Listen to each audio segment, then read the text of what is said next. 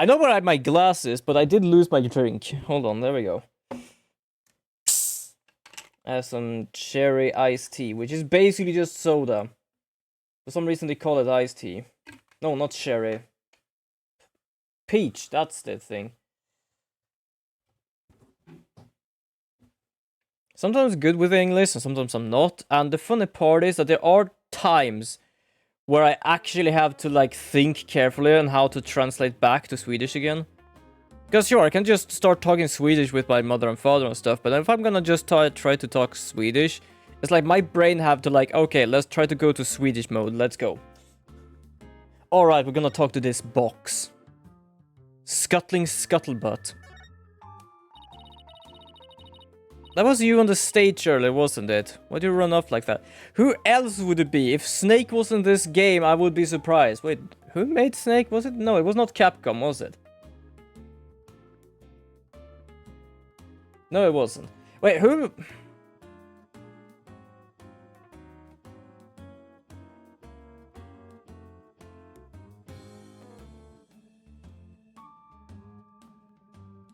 I think it said Namco. Wait, hold on.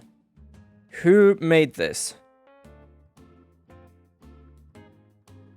Konami. Okay, Konami was it. That's my brain, by the way. If I find something out that is easy to find out, it's like I have to find out. Hi, Scuttlebutt. Take a look at this. Why are you showing me a burnt up old rag? Also, yeah, it's not an old... Wait, hold on. Why is that burned up, but not the other one? Because basically, on stage, there's supposed to be 2... flags? You could call it, yeah, this thing, a banner. Hold on. Do we have an image of how it's supposed to look like? Nope. God damn it. But yeah, it's supposed to hang 2. One of the school and one of the rock band. And the one with the school has this blood splatter on it, but it still was hanging by the scene. So the question is, why is this one burnt up, but not the other one? Oh wait, it's really hard to see, but I think that's the Gavinus logo there. So this is the banner that disappeared. It's all burned up too. Don't look at me, I just happened to find it in this incinerator. Did Blackwell actually make good on his threat to burn her box? Oh, right, I completely forgot he did that. This is not her normal box. She used to have one with a sticker that where it said fragile, but it was not a glass, it was actually a heart. And I love that. But I also love the sticker where it says toxic. Because she is. We should have probably tried to find out whether someone tried to destroy this on purpose. Yeah, this banner is sounding less and less unrelated to our case, Apollo. Well, wait, did you say unrelated? No, hold on.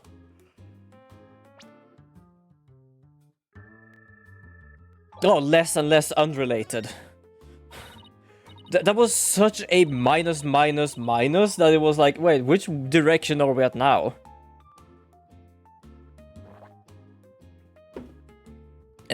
Miriam, I owe you an apology. I shouldn't have said you were a failure as a reporter. Too late. I already decided journalism isn't for me. Then why are you still in a box?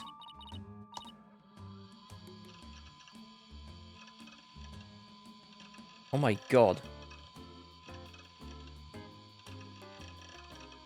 I'm not joking, but this sound makes it sound like early 2000. It's like, mate. The last step is to erase all of the photos on my PC. I'm already going to do it. Here goes. 5%. 10%. 4 years of my life down the drain. Shouldn't we stop her, Athena? Remember, you should keep publishing your paper. I didn't mean what I said. Okay? You didn't mean it. Oh no, my photo. Stop, cancel. About.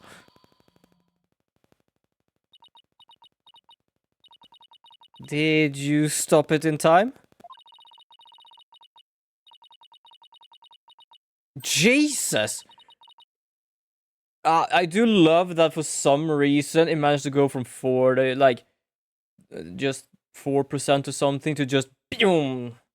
Scary. Delete in progress. 99% complete. There's only 2 pictures left. Are you laughing or do you... What are we gonna do now, Athena?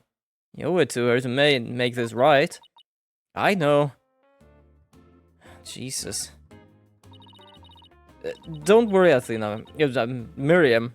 The photos may be gone, but the memory of your photographic genius will live on forever in all our hearts. Oh, Athena, that was cringeworthy. Hey, Miriam, check this out. You took some amazing photos of the 3 of them. They really appreciate it. Obviously. I'm the ace member of the newspaper club. The only member, in fact. I do love that they say, oh, I'm the ace. Like, mate, you're the only one.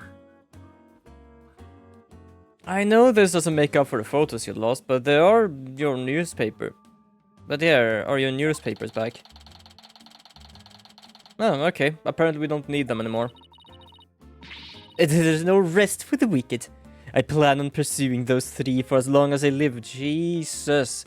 Could you at least go with just doing papers and not trying to stalk the 3 people and doing papers on just them? Miriam, why are you so obsessed with Juniper, Hugh and Robin? I don't know why. I always want to say huge. Obsessed. I'm not obsessed with them. It's just they were so close ever since their fresh... Oh, it's just they were so close ever since the freshman year, so... Well... Athena, are you thinking what I'm thinking? Yeah, I think that's the only explanation. Oh, don't tell me it's gonna be like the...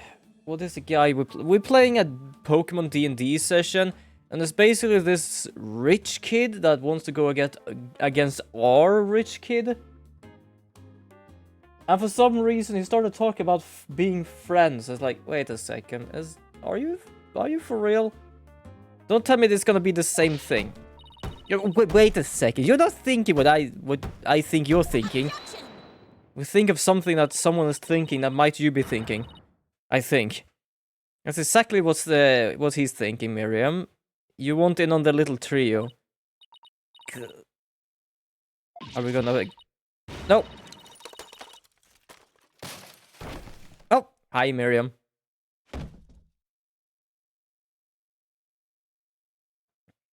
I don't think she just does that because she wants to, like, hide and take photos. I'm pretty certain she's really nervous being around people.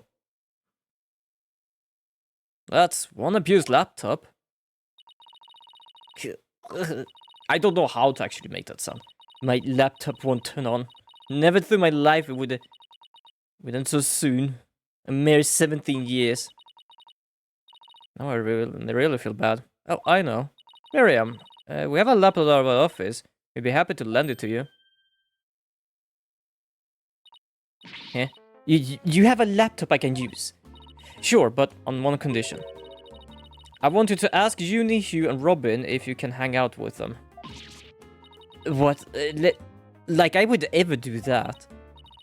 Sorry, but that's the deal if you want to borrow our laptop. Jesus. You scare me sometimes, Athena. You're like a good cop, bad cop, all rolled into one. Fine, I'll do it. If that's all you want. Hey. I'll be by later to bring you the laptop. Wait. It's not like I owe you anything, but here. Oh. We get... Thanks. Oh. It's a set of pictures. Oh shit, that's when they built the stage.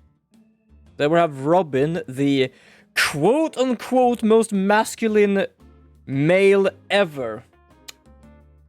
Also, the girl named Robin.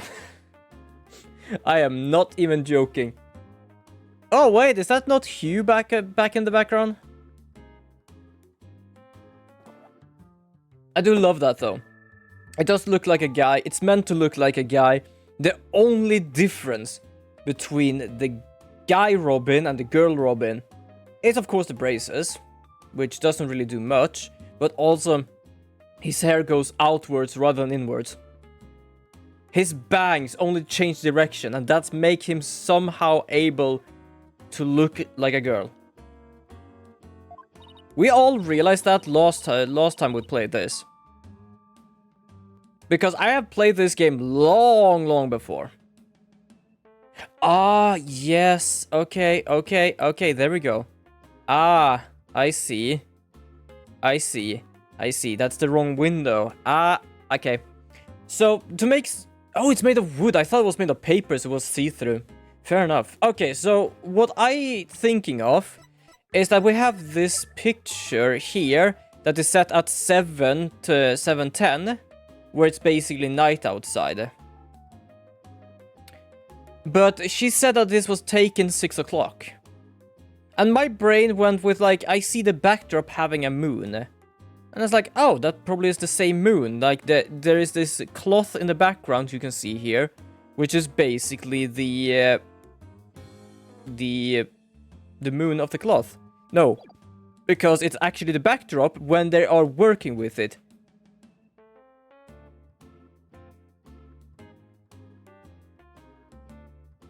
Ha!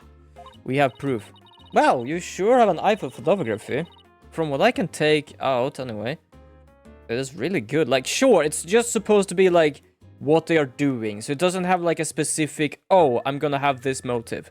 But for what it is, yeah. Like, it has everything what they are working on, basically. These are the last 2 photos that didn't get deleted. They're all yours. To be honest, they're really good use for us. So I was right, only wrong way, because apparently the backdrop is made of wood, not cloth. Which means that it wasn't that was in the way of the window, but it was the backdrop only at this point, which was the day before 6 o'clock. Well, see you around, the scary lord lady. Oh, okay, thank you for calling us scary. Oh, that was really impressive, Athena. What's next? Well, I'd like to talk to Hugh or Robin, if possible. Okay, I'll just walk around and see if we can find them. Where exactly? I guess here. It tells us we can go here. We've never been in the art room. Yep, shit has been going on in here. Because we have that painting we saw on the image. The statue that is really messed up is gone. And apparently someone else tried... I am pretty certain that Juni must have been like the stand-in for who people are gonna paint, and they painted in different ways. Because both of these are Juni. Well, here it is. The art room, where the grisly crime occurred. Let's start looking. Oh, we have the use thing first. Stop right there. This is an active crime scene. No unauthorized personnel allowed. What? Can't you make an exception? Do you want to notice where... Freeze! I do not think so. Also, yes, I'm trying to more or less make him sound like one of these, like, absolutely ridiculous superhero voices just because of him and his justice. No exceptions. Now, move along. Nothing to see here. Doesn't seem very accommodating this time. Let's try again later. Okay, fair enough. No, we cannot even look around. Okay, let's just move them. We was here, no one was here. Lecture hall? Nope. Also, I can't still believe this is the 3rd floor. This is worth 3 floors, basically. This can't be on the 3rd floor. The support on this goddamn school must be amazing to hold this place up. Just titties. Just titties. Just titties dinner. Oh god. Yeah, that was me trying to read what it said the first time. My brain just went titties. Just titties. Hey, it's you over there. Hey, you over there. Oh god. You, we want a word with you, if you don't mind. If it was Mr. Right, then sure. But you too. I knew it. There's a hint of discord in Hugh's voice. I think I didn't know what that is, eh? After all, you're a possible suspect. Plus, you actually confessed in court. Also, we do have proof he didn't do it, because basically, this is proof that she did it, because she was the last one to see her alive when she died, which was around 7. Which we kinda know now. Hugh had the backdrop up around 6:03 by that window, and that's why we see the moon here. And all of the 3 people is here at 6.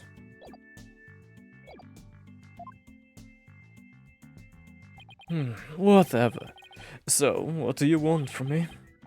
But make it brief. I don't have a lot of time. And I'm sure you don't either.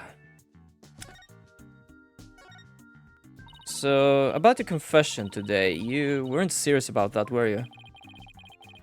Let's just say that no choice thanks to a certain lawyer who failed to get their job done. So, you're actually prepared to take the blame for this? Not gonna happen. The voice on the tape is female, so that rules me out. Let's put it this way, you don't actually believe that ridiculous plain words, do you? Well, my confession, it's just like that. A means to an end, or, as we say around here, the end justifies the means, and please shut up with that. Ugh. But I do actually believe the voice is shouting Hugh O'Connor. Juniper confessed was quite adventurous for the real killer. But if Robin or I were actually the killer, we wouldn't have confessed. It's that simple. Even you should be capable of such a reasoning, or have I overestimated you? I think I don't know his voice yet. I'm trying to just make him not care at all. You'll make a great lawyer someday. I mean, you seem to enjoy getting under people's skin. Could Hugh Robin's confession really prove their innocence instead of their guilt? It's going to take some serious thinking on my part. It sure looked like Prosecutor Blackwell was twisting your arm on to testify earlier today. Is there some sort of secret he's using against you? Definitely has something. I have no intention of saying anything more. Now, if you excuse me. Hold. I'm not through with you yet. It seems the rogue prosecutor has it out for me.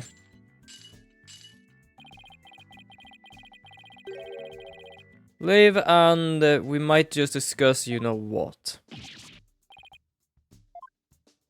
Yeah, so he has something. The question is what?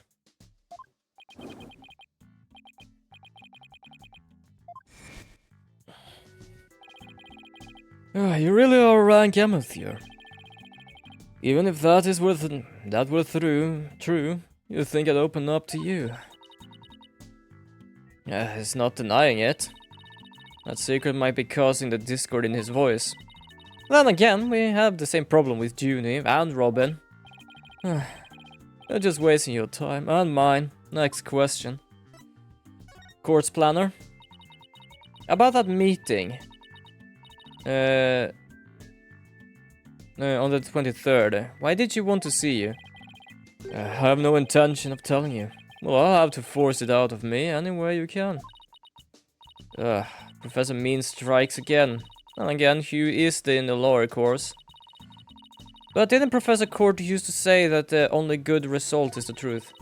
So why don't you drop this whole charade and just tell me the truth? The truth?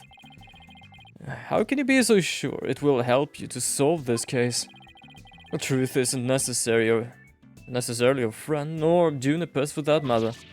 Nope, you're wrong. I don't care what anyone says, I am going to defend Junie the right way, using the truth. That's the only way to honor Junie's wishes and Professor Court's memory. I see. Very well, Miss Sykes. I'll testify tomorrow about that truth you're so interested in. Hugh? But, Oh, Discord. Don't look to me if something happens. Whoa. What's that supposed to mean? Well, a terrible thing to say. I thought you guys were friends. Yes, we were. Until just recently, actually. Where? I already told Juniper, so I might as well tell you. I don't really care about her anymore. What? Why? Just as I have my secrets, she has a side you've never seen. Juniper's not all sunshine and rainbows like you think she is. What are you saying? This conversation is over. I had to say, I don't have a lot of time, and I mean it. Hugh, wait! He is gone. He doesn't care about her anymore? Why would he say that? That didn't go well. I guess we just have to pin on our hopes on this testimony tomorrow. Athena, what do you say we head over to the art room? Might be a nice change of pace. Hopefully police have completed their investigation. Alright. We don't really have much time left anyway.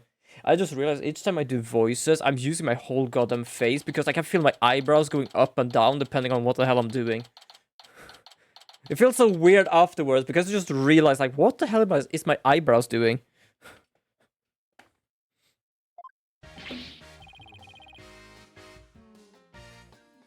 Why? If it isn't my little lawyer friends again. Thanks again for lowering that school banner for us earlier. Oh, don't mention it. Helping those in need is what my brand of justice is all about. Right, so this art room was where the murder actually occurred. That's right.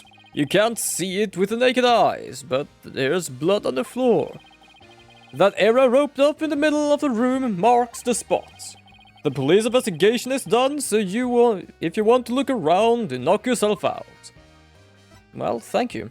Because first of all, this is something they said that she was supposed to use the scuttlebutt script instead of this one. A mock trial script on the floor and nearby, an envelope marked use. I wonder if it's Miriam's script that was ever really inside that envelope. Let's see here, by Miriam Scuttlebutt. And the title is Rouge et Noir, Crimson Blood and Dark Judgment. Jesus. How much do you think she worked on the title and not on the script itself? I wouldn't take a part in that mock trial if she begged me. It says there are special rules allowing the payment of bribes while court is adjourned. Jesus. Oh, and you can bring in up to $3 worth of fabricated evidence. It also says, welcome to the darkest mock trial ever, where the end justified the means. Well, at least she's blunt about it. The prosecutors claim this is a script that was supposed to have been used. But the scripts were selected by Professor Cord. Considering how much she valued the truth, I seriously doubt she'd pick a script entitled Crimson Blood and Dark Judgment. Well, you have that title memorized already. Apparently. Jesus. Oh yeah, there is the thing. Okay.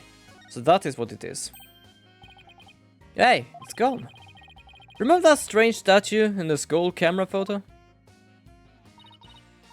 You're right. Wonder where it is. Robin's a member of the Fine Arts Club. Maybe she could shed some light on this. I know where it is. Because we have seen it before. It's just that apparently how it was made and how it was fixed are two different things, because apparently we managed to goddamn fix it rather than not fixing it. Or, well, in a other way around. Hey, this area is where the rope around is. That is where we detected a large blood stain. In short, the victim was stabbed here or somewhere close by. The fact that there's no visible blood means it was wiped with something, right? Right, but we were able to detect trace amount of blood. Merely wiping it up does not remove all evidence of wrongdoing. And that, in a nutshell, is justice, right? I'd appreciate if you'd let me have the cool lines. Okay. I don't like the art room though. I do like art, and like doing art and stuff in school was nice, but at least not when I was around like 13 to 15, because it was a lot of like follow the lines. It was not like, oh, we're gonna have fun doing this. It was basically like, okay, we're gonna go do this. You're gonna have to do this. Do it like this. And like, mate, please, let me be. Robin Newman. Wow, Robin must painted this, dude. It's a really good one. Like, we thought of everything looks in here, and how that looks very similar. It's just really good. Oh, look, there's a piece of paper stuck to the back. Let's see what it says. Completely lacks Professor Court's artistry. Must keep practicing, Robin. Huh. Think there's plenty good myself. I wonder what it would look like if Professor Court had painted Juniper. Yeah, I bet it would have been really artist looking. Wait, don't tell me this is Professor Court's. Oh lord, please. A picture of a girl wearing a flower hat. Oh, it has the artist's name right here. Okay. Professor Court must have painted this. So, this is what they consider art. I really don't get it. I swear I've seen this girl before. There's an air of fragility about her and those pity-inducing eyes. Who is it again? The name is on the tip of my tongue.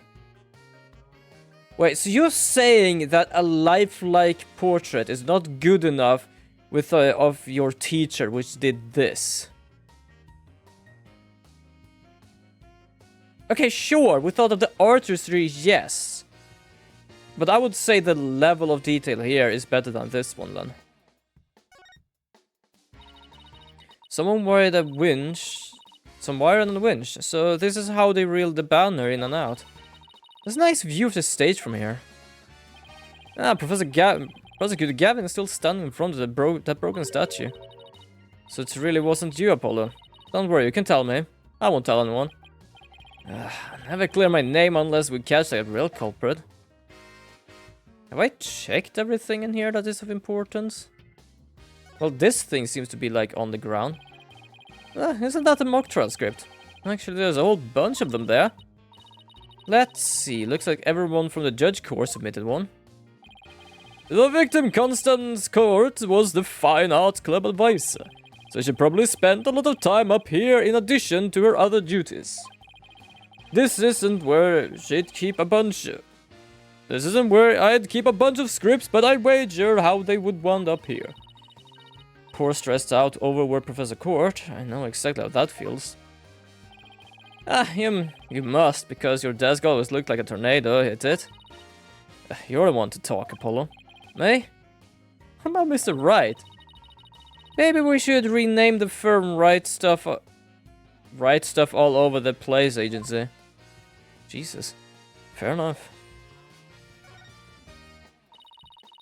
3 busts sitting on a shelf. A judge, a defendant, and either a lawyer or prosecutor. And the bearded one must be the judge, and the bummed out looking one, the defendant. Ah, look, there's another one fall on the floor. I wonder which one fell, the lawyer or the prosecutor. Think, Apollo, think. This could tell us how tomorrow's trial will go. I'll just wait for tomorrow's horoscope, thanks. Fair enough, actually. Such a weird thing, though. Hey, look, that's you in the mobile, Apollo. A red demon. Red demon? Looks more like a snake curled around a brush to me. No, see the antenna and the yellow spots on its back. Anyone can see it's a ladybug. I guess we'll have to agree to disagree. Fine, we can investigate this further at a later date, agreed? Okay, let's do that. You okay with that, Athena? I really regret bringing this up. I do love it's like everyone just standing looking at this like, what is it actually something? You know what, we're gonna have to take a day off and just try to find out what it is. You can see the other half of the building over there. And the quad and stage down below. Yeah, this must be the window Detective Wilbright stuck his head out earlier. Oh yeah, thanks for the help, Detective. A true champion of justice always comes running to those in need.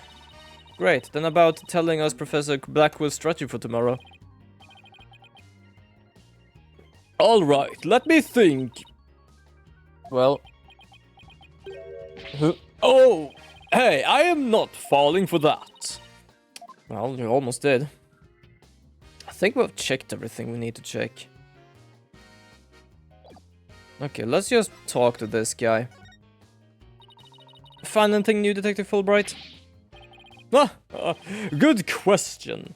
Unfortunately, the answer is nothing much yet. Sure is confident for having found nothing. But if we're talking outside of the auth room, there has been major breakthroughs.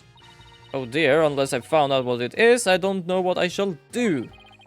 No need for the theatrics. I was told I could fill you in on this one.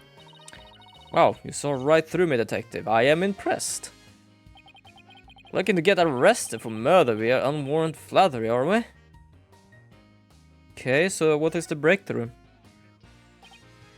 So, what's the major breakthrough you mentioned? You want to know? You really want to know? You really... Come on, just tell us already. Oh, you're no fun. Anyhow, we got the result of the voice print analysis back. Voice print? Oh, you mean for the tape recorder? Exactly. The voice belongs to the suspect, Miss Woods, beyond shadow of a doubt. See right here, they have analyzed the voice on the tape inside and out. Well, fuck. And you thought the voice on the tape was saying Hugh O'Connor. Thanks for the good laugh, Miss Sykes. He's the last person I want to laugh at me. Fair enough. So, now there's evidence of Juniper shouting you're a gunner around the time of death. If we were to take this as the truth, how are we supposed to make sense of it? I don't know. I can't think of any reason why Uni would shout in the first place. Okay. I'll have to check this myself. Issue. Does the voice shouting you are a gunner belong to Juniper Woods? Result, the voice is a perfect match. Note 1. Testing is underway regarding signs of post-recording editing. The tape has about 10 minutes and 35 seconds of noise requiring further testing. So they did need further testing. It's also 10 minutes. Okay, fair enough. Anything else we need to know? Let's see, some pottery. Huh. Look, a piece of pottery. Looks like it's already been fired. I bet Robin made it. And I bet it won't last long. Not with the way she deals with her own work anyway. Yeah, it seems like such a waste. I mean, this one already has some color on it. It just looks like the blood stains the way the glaze was dribbled onto it. Just like, blood stains? A justice we trust. That does look like the blood stains. We better examine it at once. I do love that the police have been in here for I don't know how long, where we can't go in and it's like, no, we have definitely not found anything useful at all. Like, oh, look at this nice pottery. It even has color of like red as blood. I'm like, mate, excuse me? I get it. The victim was stabbed in the middle of the room where the big bloodstain is. And then brought over here, at which point some of her blood dripped on these pieces.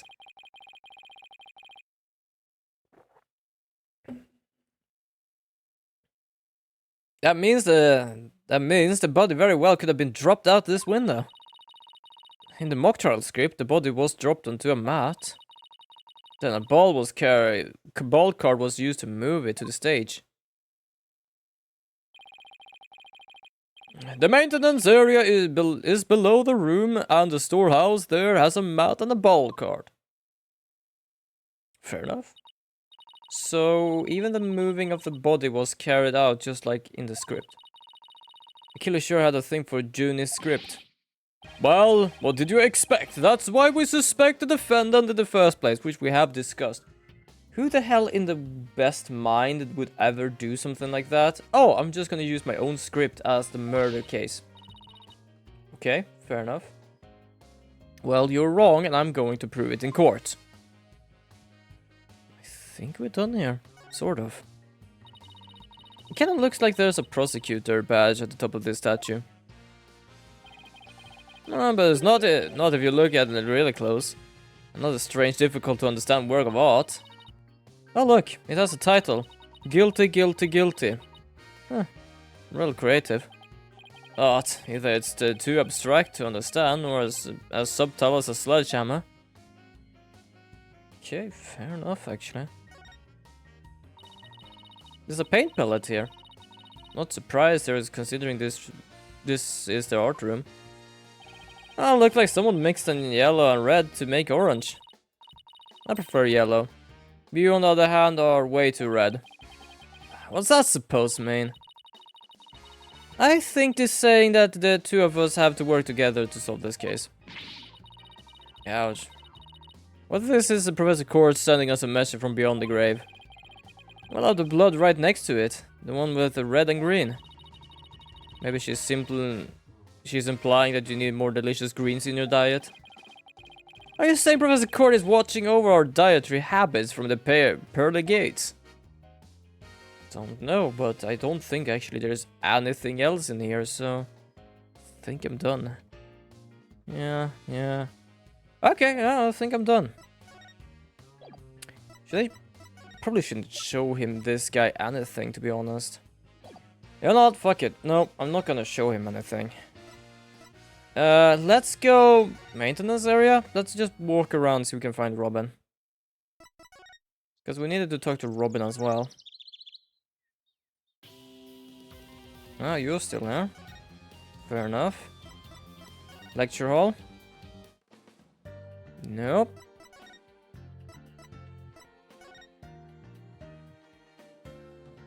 God damn it. Are we not done? Okay. Fair enough. Let's go back to the art room. Easy to spot. If something updates, it basically says what it is, what the date is. Yo, Gani! Welcome to the stream! How are you doing? I hope you have a good Tuesday. I hope everyone has a good Tuesday. But I'm good. Not done too much today. I've been playing some Pal World, trying to level up and get a laser gun and stuff like that. Other than that, I'm fine. Played some Pokemon D&D yesterday. Had a lot of fun.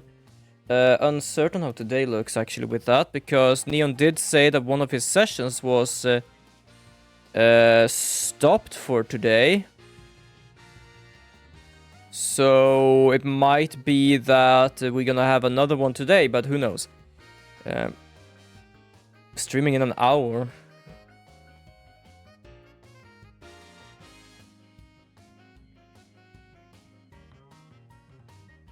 Apparently now is also doing some SummerSlam stuff as well.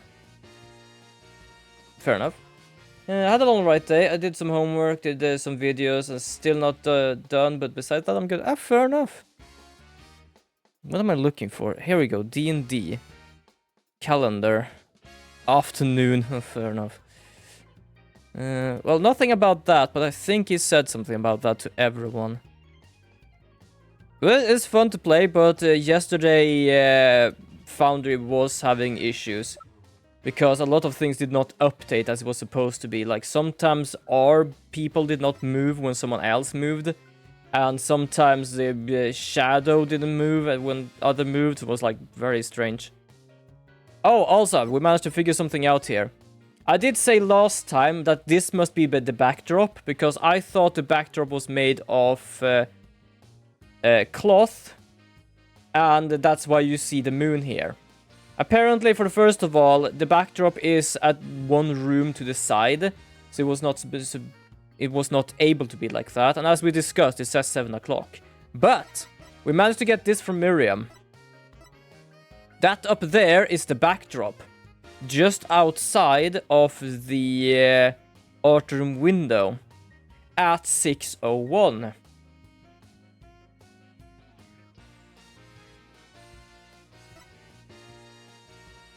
And we also have proof then that neither Robin nor Hugh is actually the one murdered, because they are down here helping out with this.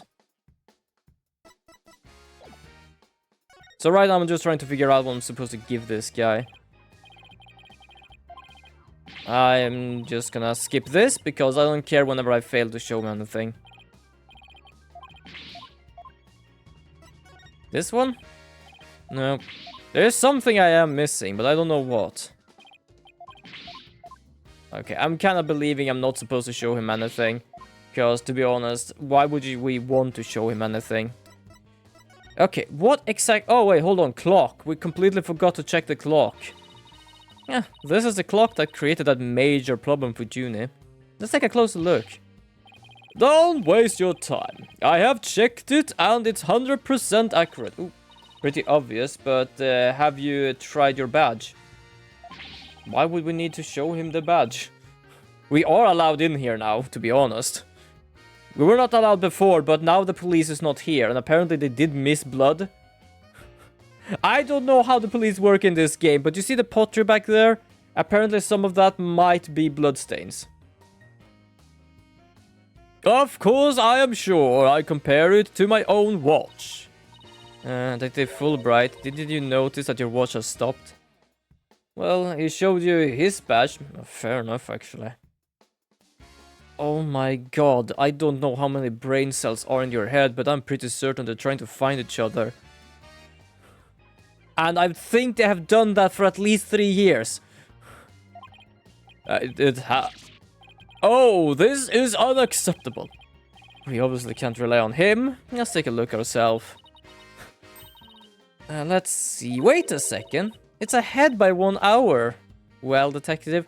Okay. So if anyone says that Junie was in here 7 o'clock, even the detective can say, yes, we did see it was ahead of 1 hour. Because we have the detective here with us to be proof of that. But this clock must also have been 1 hour ahead when this photo was taken. If so, that would fit perfectly with Junie's testimony. Prosecutor Blackwell won't like this. I almost feel sorry for the detective. Almost. You can at least pretend to feel sorry by wiping that big grin off your face. Wait just a moment. The clock is 1 hour ahead right now, sure. But what proof do you have that it was running ahead on the day of the crime? That's a good question. I already show you at least. Not him, you all in chat. Wait, I think I might just have something. Detective Fulbright, you would agree that there is a moon outside this window, right? Sure, a nice crescent one, like something's out of a picture book. But if you look at that window in the back with the windshield to it, you'll see that the only view to be had is the opposite side of the school building. Oh, then what's this moon doing here? It is not justice as this moon is here. Prosecutor Gavin, you were scheduled to perform at the school festival, weren't you? That's right, but I hadn't seen this stage until yesterday. A backdrop with a starry sky and big crescent moon isn't half bad. Yeah, I already know that, but like we figured that out last time. Isn't this the same one as painted on the stage backdrop? The professor's right here. This shows it was, yeah, this. We already got this. I know what this moon really is. And if you look at this photo, you'll know too. This shows what the moon, that the moon in the photo came from and the truth of Junie's testimony. What, where? Where does this show that? If you look right here. There. They were still preparing the stage, so the backdrop wasn't in place yet. This photo shows them in the process of moving the backdrop in position. I can see that. That's the big board hanging here. The size matches too. But there is no picture. That's a crucial detail. It is. But I believe that what we're seeing in this photo is the back of the board. The back of the... That's right. And around 6 PM, when this was taken, a photo of the same board was taken from the front. What do you mean from the front? The front is against the wall. That's where you're wrong. What about the window? Remember how we said that the moon shouldn't be even exist in this photo? Take a good look. Are you suggesting the moon is the one on the backdrop? Exactly. In short, this photo was taken while the backdrop was being moved. And as you can see here, it was around 6 p.m. when the backdrop was being set in place.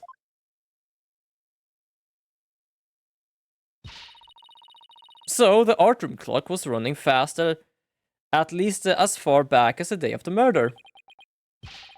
How can I ever face the prosecutor Blackwell now? Yes, I just blew a hole in a piece of the prosecutor's evidence.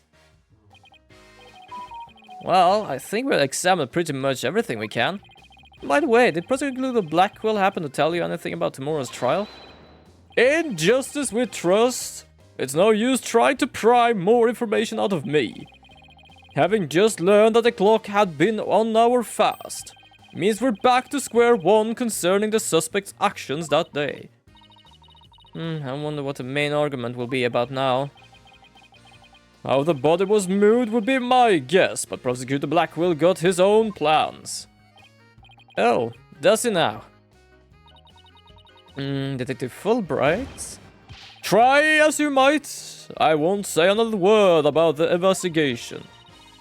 No, I wasn't going to ask that. I was just wondering if you'd seen Robin.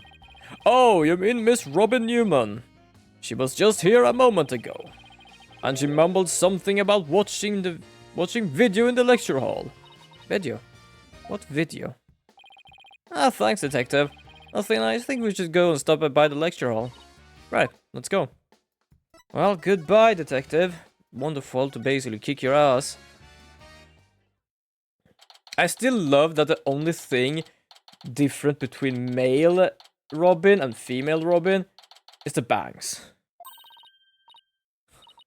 I love it. Either goes inwards to make a male and outwards to make a female. I don't know how the hell they managed to figure that out, but I would say that is peak character design if they only need to change that to make the personality change so goddamn much. Oh, Athena, Apollo. What are you watching in there? Oh, it just happens to be a video of the mock trial. I had to use a bit of coercion to get it, but the ends justify the means, right? Jesus, I really hate when they say that. It's like they're trying to run into a wall and trying to figure out if this wall is made of brick or is just made of a mountain. Whatever it won't budge, but they don't realize it. Care to take a look in the true connection between the murder and the mock trial with me? Sounds great, but do you mind if we ask you some questions first? Sure, I tell you anything you want.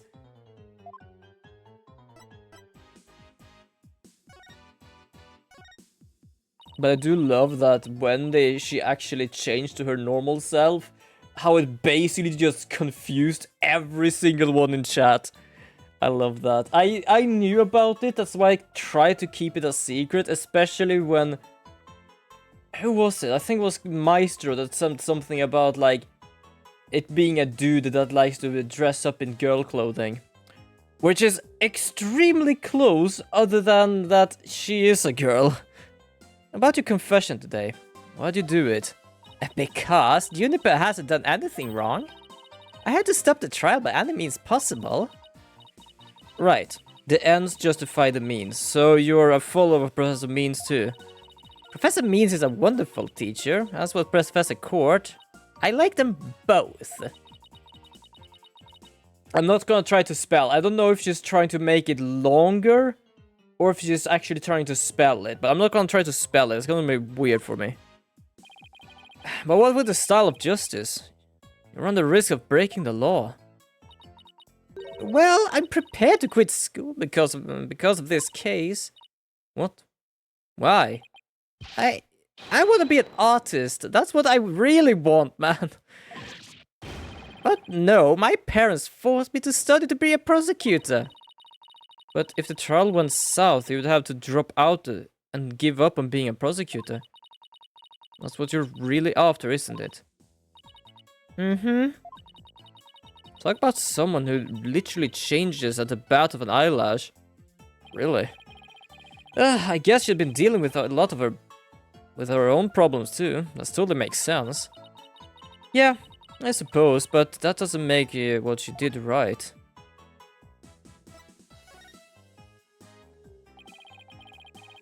Could you tell us more about what we're doing at the night of murder? Finishing a statue. I was on the stage until the last bell. That's right, you made a statue of Mr. Writer Prosecutor Gavin, didn't you? Oh, yes, I did, both of them. Hold on. This is just a formality, but could you prove you were making the statues at the time? Why did you flinch when she said that? Because we do see the Gavin statue there, and we see her working on the right statue. But the question is, does that mean that she stopped doing it and someone took over? Can I prove it? You think I'm the killer now? No, that's not what I meant. Both Hugh and Robin were still at school at after 7 p.m. But neither of them can prove exactly what they were doing.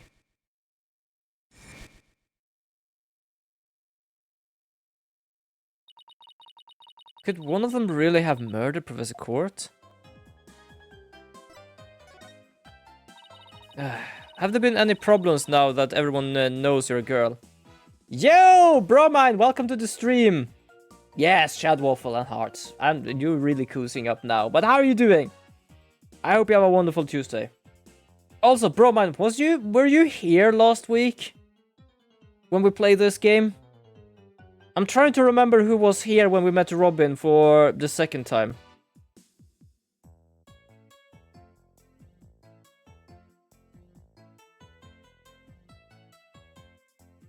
Yeah, I'm just trying to make sure if you remember the whole gender bender moment.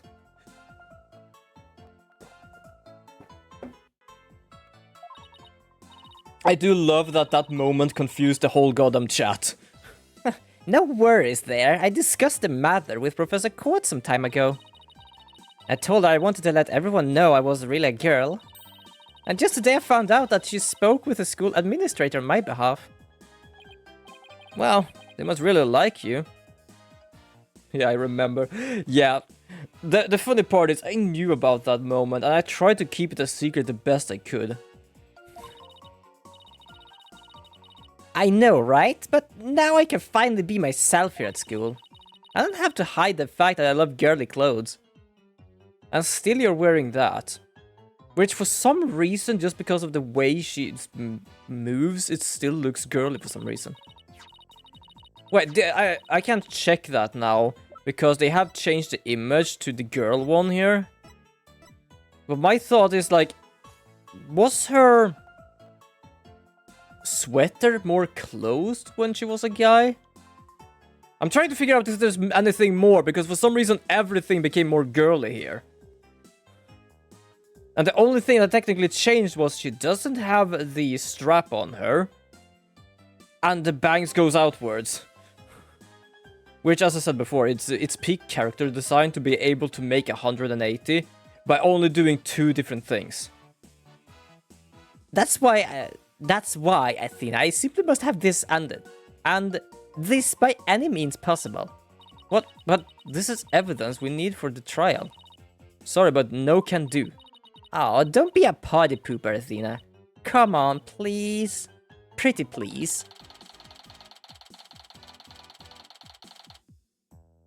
Well, stage costume related evidence taken in classic and justify the mean style. I do love they have that now as a goddamn name. Oh, darn it. Anyway, thank you again, Athena. Thank you for revealing who I really am. I wanted everyone to know before the snitch found out. The snitch? Sounds like a new lead. That doesn't sound like a lead. I'm pretty certain the snitch is the only one that is the snitch, which is the scuttlebutt. I am guessing the snitch is scuttlebutt. There's a rumor going around that one of the students here is a snitch. I heard they were watching everything we do, our activities, our relationships, our interests. I'm reporting it all to one of the professors. But why would anyone do something like that? Well, officially, I heard it's to seek out our misconduct among the student body. But rumor has it, grades were being bought and sold through this surveillance network. That's bribery. The situation at the famous legal academy is worse than I thought. While all of this is important stuff, I still want to ask about that thing in the art room. I have to present some evidence to show her what I'm talking about, though. That thing? Statue? Are you talking about the statue? Fuck it, let's show her just this thing. That's the only thing with the statue. Robin, I just remembered something I wanted to ask you. This photo shows a piece of art from on the table. Do you know what it is? What? Whoa! Look at that unique artistic sense. That has to be one of Professor Court's creation, man. It's so strange making her voice a man. Professor Court's artistic sense. Yes, apparently Professor Court makes a lot of is it Van Gogh? Who the hell makes a thing that looks like it's just glitching out? I don't remember. But yeah, that's basically the professor made art that looks like that. Which we managed to somehow fix. The funny part is, if it broke like this, this is then supposed how this is supposed to look like when it is fixed. So how in the world, if this broke down so much, do you manage to fix it looking like this? Because the parts shouldn't be able to fit together. Oh. Why did that change to artistic sense? Professor Court's artistic sense, that's a tough one. I'd say it's an avant-garde and a very eclectic? I was about to say electric. In other words, it's weird and all over the place. Fair enough, actually. Whoa. Come to it. Yeah, the painting there as well as hers. Apparently, Robin wants to be as good as her. The one to the right, the painting, is Robin's. And the one to the left is Professor Court. To be honest, I just feel like Robin is way beyond Professor Court, to be honest. It was one of Professor Court's works, wasn't it? Yeah. The statue in the photo was originally a statue of Lady Justice. Lady Justice? Professor Court had planned on placing it on the judge's bench in the lecture hall. But the day before the mock trial, it broke while she was polishing it. She said she'd take it back to the art room and try to fix it somehow.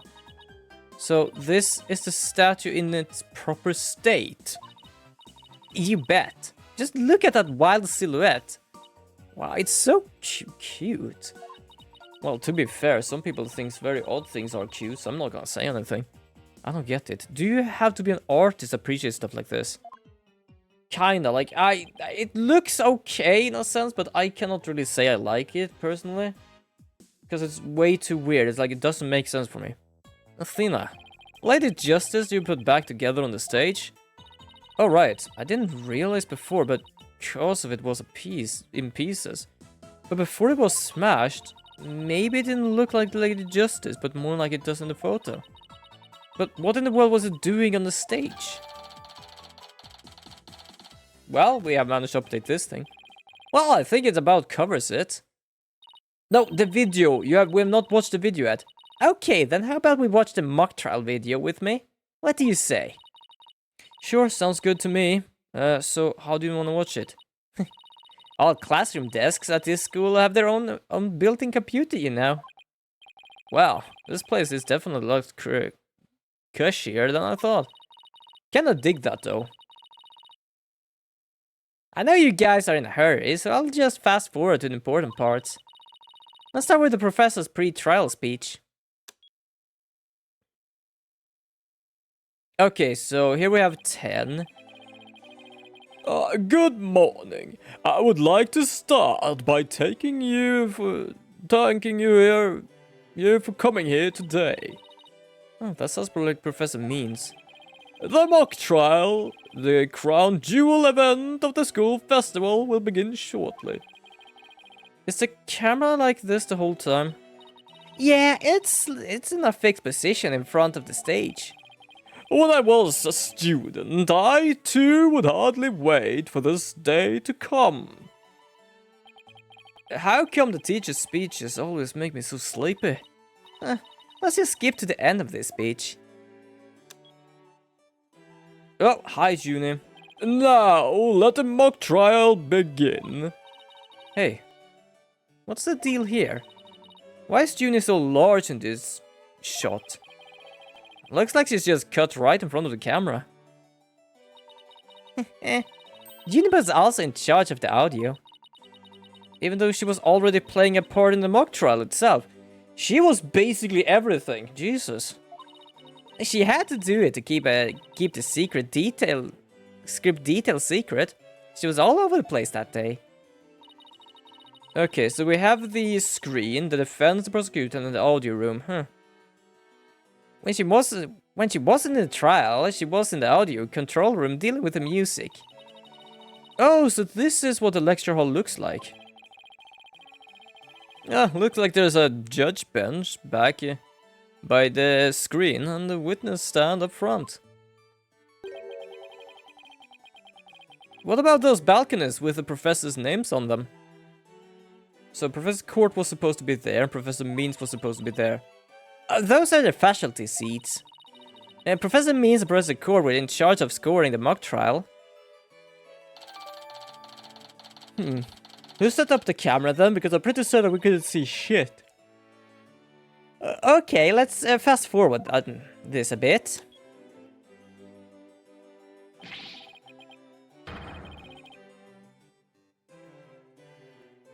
Okay, I don't know who's talking here.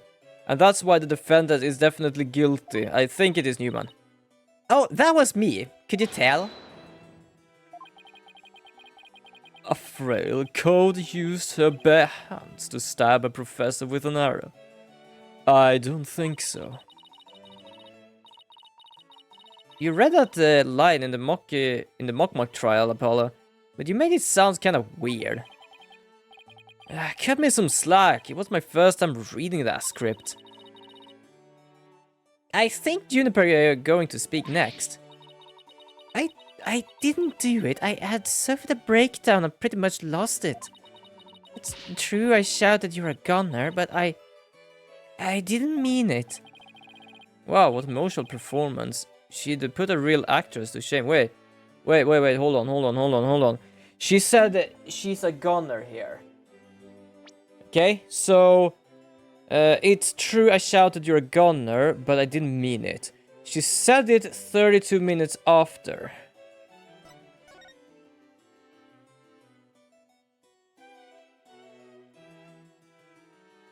Because we did get an analysis of the tape we found with the same voice. And apparently there are 2 notes. Testing on the way regarding signs of post-recording editing. Which means that this might be actually edited with. And not only that, there are 10 minutes and 35 seconds of extra thing. Wait, hold on. 35 seconds? I'm trying to figure out how or when. Wait, can you go back and play that scene again? Yeah, you really think that's necessary?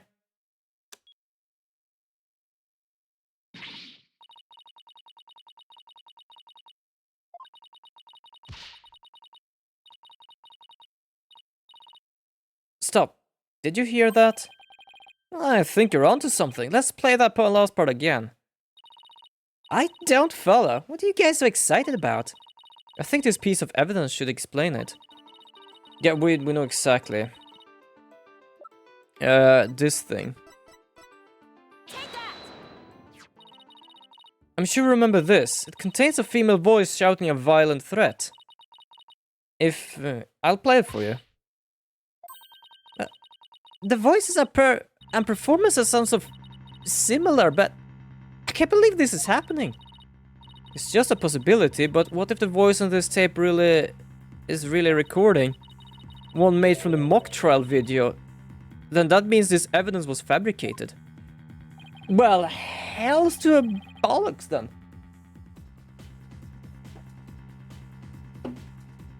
They didn't get to do the voice print analysis in the time for court today. That's why the gender of the voice became so important. If the real killer had foreseen that gender would become key in today's trial, he would have tried to deflect attention away from himself by making the suspect female. So basically the only one with something to gain from this is our sole male suspect. Fair enough then. Wait a second. No way. Professor Means' credo is the end justify the means. So it makes perfect sense that a student who took those words to heart would fabricate evidence. I need to get that tape analyzed as soon as possible. I thought we tried to fix this in the first game because there was a lot of fabricated evidence. That is basically why Wright lost his job. I do love that he basically is like, we're not gonna fix this, we're just gonna let it keep going. I'm not talking about the court itself, I'm talking like by the school, like, oh, this is the way the world works now, like, we're just not gonna care any longer. But at the same time, I think most of the time they dealt with whatever they would gonna have jury as well. And I think they added jury to the whole thing and not just the judge. Oh, hi Gavin. Prosecutor Gavin. At least make some kind of noise so we know you're there. It's a big or go home with a rockstar entrance Fräulein. Timing is everything. Let me make a copy of that tape right now and I'll get you the result as soon as I can. I trust that would be alright. Oh, very much so, thanks. He is a prosecutor still, because for some reason he is no longer singing, other than going back once for this one. But he is actually helping us a lot, which is fascinating with thought of me actually meeting him a lot in the first game. Well, Athena, it's almost sundown. It's about time we head over to the detention center. I think Uni will agree to this is something that could prove her innocence, but will her heart really be open to accept it? She had to have known this was what I'd find. Don't let means do the thing, because the means is the only reason we had to do this. It's like the end justify the means over and over and over again. It's like, mate, shut the fuck up. Take a big ass marshmallow and shove it up your mouth. And that about covers the main gist of our investigation. I see. Very interesting. You have been quite a busy beaver today. Thank you for all your hard work, Athena. Well, my time's about up, and I will be getting dark soon, so... Junie, you must be tired of getting on your feet all day. You should go home and... No, wait! You have to listen to me. I don't want to hear anymore. I know what you're going to say, Athena. Junie, you promised.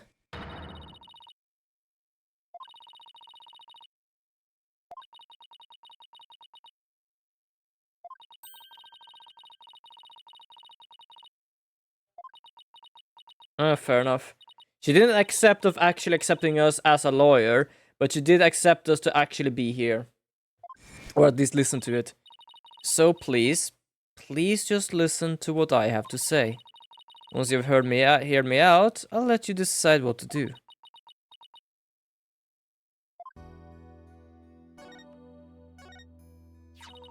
The voice in this recording has been proven to be yours, Junie. And in the mock trial video, we can hear you reading your line from the script. We're having both of them analyzed now, but from what I can tell, the voices are the same. And the only one who'd benefit from faking the voice recording would be Hugh. But that doesn't make sense. I mean, Hugh confessed in order to protect me. This may sound strange, but his confession is a ploy to make himself look like suspicious. In other words, he was just pretending to protect you. Besides, his confession came after you and Robin had already confessed. If he hadn't confessed right then as well, we wouldn't have seemed... Wouldn't that seem a little suspicious? Say what you will, Athena, but none of us would hurt a fly, let alone kill someone.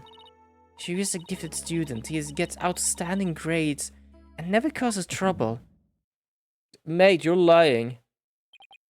Wait, Athena. My bracelet reacted just now. It did, but why? Junie, can you look me in the eyes and repeat what you just said?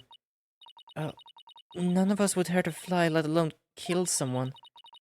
She was a gifted student and gets outstanding grades and never causes trouble. So, she's only lying about killing someone, but Hugh is having problems. No, I'm sure of it. She's lying. Oh, we can use this. Nice. Okay, where are we gonna check? Hold on. I think it's here somewhere. Okay, let's do this for real now. Okay, he's outstanding. Where? Hold on, I'm actually gonna go and look for... Okay, I can't see her hand. I think it must be her other hand.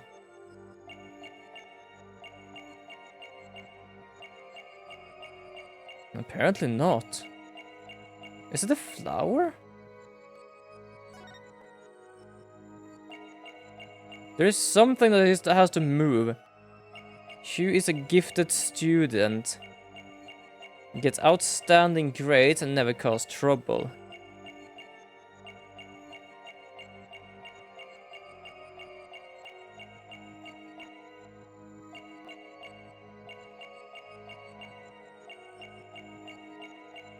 Oh, whoa.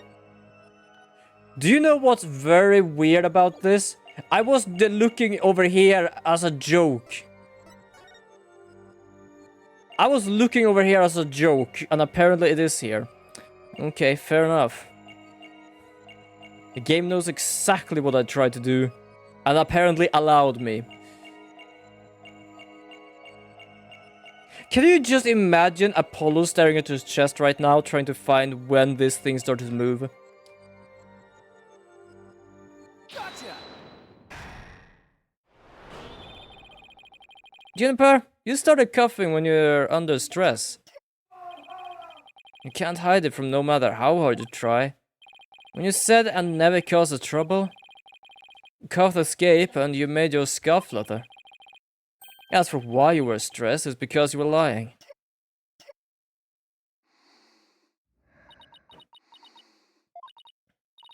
Junie, you're trying to hide Hugh's connection to this case, aren't you? And I believe that also ties into a secret about yourself. A secret about me? I don't understand. I already told Juniper, so I might as well tell you. I don't really care about her anymore. What? Why? Juniper's not all sunshine and rainbows like you think she is. He ended the relationship after he found out about Junie's secret. Which means Hugh must have felt betrayed by Junie, making her the snitch. You were Professor Court's snitch, weren't you? There's a rumor going around that one of the students here is a snitch. I hear that we're watching everything we do, our activities, our relationships, our interests, and reporting it all to one of the professors. And while fulfilling that role, you learn something about Hugh you'd rather forget. I don't know what you're talking about. Junie, please, stop hiding things from me. I hate having to force things out of you like this. It looks like we're going to have to do this the hard way. Time for review the evidence and see if we can prove my hypothesis. I must have something that proves Junie is a snitch and huge connection to the case. Do I have anything?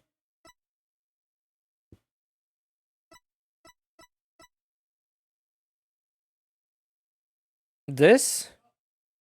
I'm gonna do this because I've never used this before. Okay, fair enough.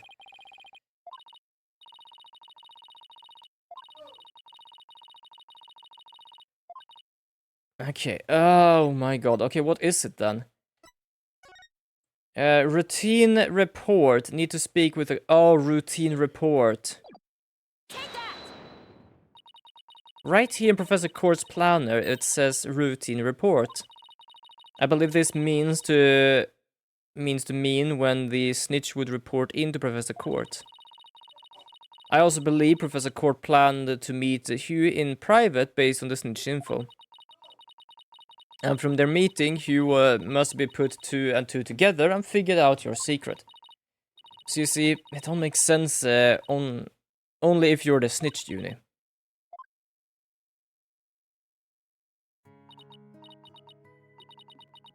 Forgive me, Thina. I've been lying to you this whole time. The truth is, I suspected Hugh from the start. You did? Now this is surprising. Well, at least we managed to get the truth out now. I'm so sorry. I've talked all about friendship so much, but have been a terrible friend. Juniper, I don't have that special kind of hearing that Athena does. But I don't need to sense the pain you're feeling inside. And its intensity is directly proportional to how you feel about your friends. Am I right?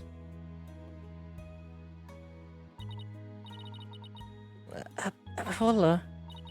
Please, Junie. Tell me why you suspected Hugh. So I'm guessing it's around this case where she falls for Apollo. Because we already know it happened. I have a feeling that it will be the key to getting to the bottom of this whole case. Yes, there we go. What exactly was your role as a class snitch? Professor Cord had told me how Academy alumni had strayed from the path of justice. The dark age of law. Oh, that's the wrong person. She didn't want any more of our students going stray like that. But few others at the Academy shared her view. I thought her ideas were beautiful, though. Sad and unrealistic. Fuck off. She asked you to be her eyes and ears, didn't she? I used to report her once a month about any wrongdoings I'd seen or hear about. And that report session in her planner, the one on October 22nd, was a part of that, huh? Yes, that's when I reported Hugh to Professor Cord. She snitched on her own friend. I had accidentally overheard Hugh talking. What did you hear? He was talking to someone on the phone. I think it was one of his parents. What were they talking about? Something about having paid money for good test scores. I only overheard him talking, so I never did find out who the money was going to. What? That's bribery. Hugh was buying his way through school, and if that's the case, now that evidence that always seemed out of place might actually be about his secret. This thing. We found this while we were investigating the stage. It's got Hugh's name on it. I didn't know what the number meant at the time, but now that I'm hearing about the bribes, it must mean that the bribe was 120 grand was to be paid in October. What's more, take a look at this mark. That same mark is on the page of Professor Court's planner. Hey, you're right. You figured that out now? Wait, but why would Professor Court have that kind of information in her planner?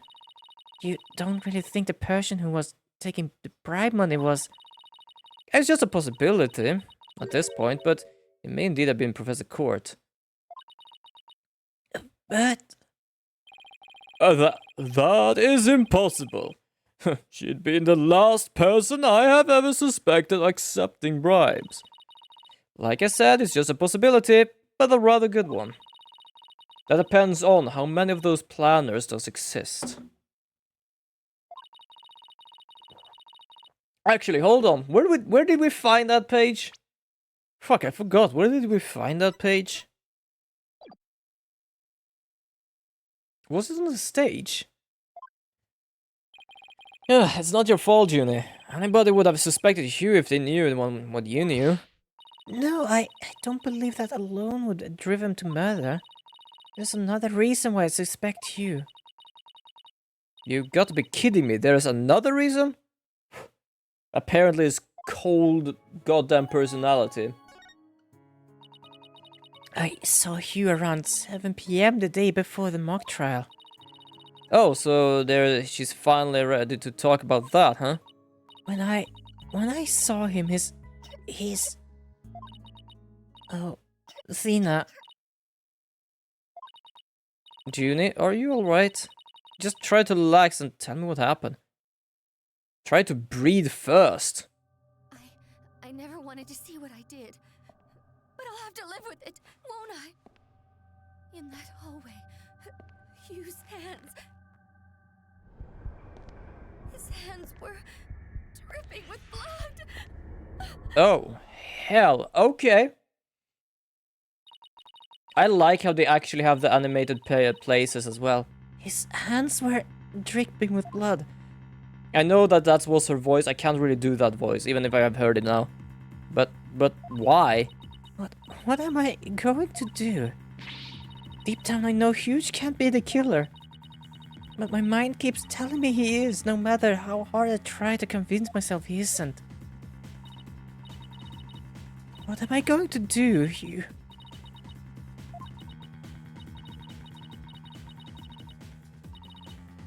Are you gonna faint? I feel like she's about to faint, because you're just talking babble right now. She wants to avoid talking about what she saw. Junie, it must have been terrible holding all that in. But it's going to be okay. I'll get to the bottom of this. And that's my promise from one good friend to another. I'll be defending Juniper tomorrow. If that's okay with you, Professor Means. My main concern is whether you can defeat that prosecutor. But I won't try to stop you. I'll be watching from the gallery. Oh, fuck off with that smile. And I shall look forward to see what sort of result your methods can produce. Good luck tomorrow, and now if you would excuse me.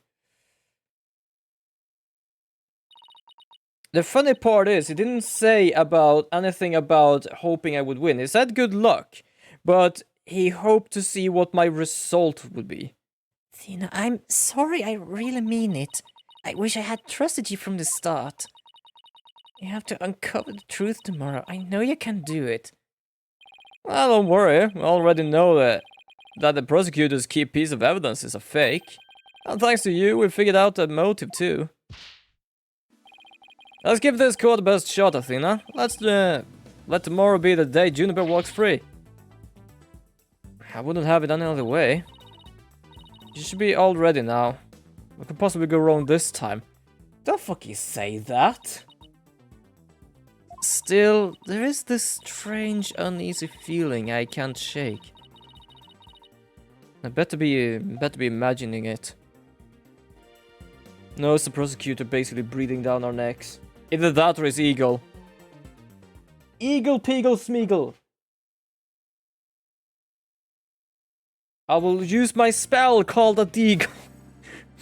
Sorry, I could not resist that one. But for some reason, my brain just continued on that one. That's why it took such a time. It was like, oh, hold on. Brain fart. That's my spell of a Deagle.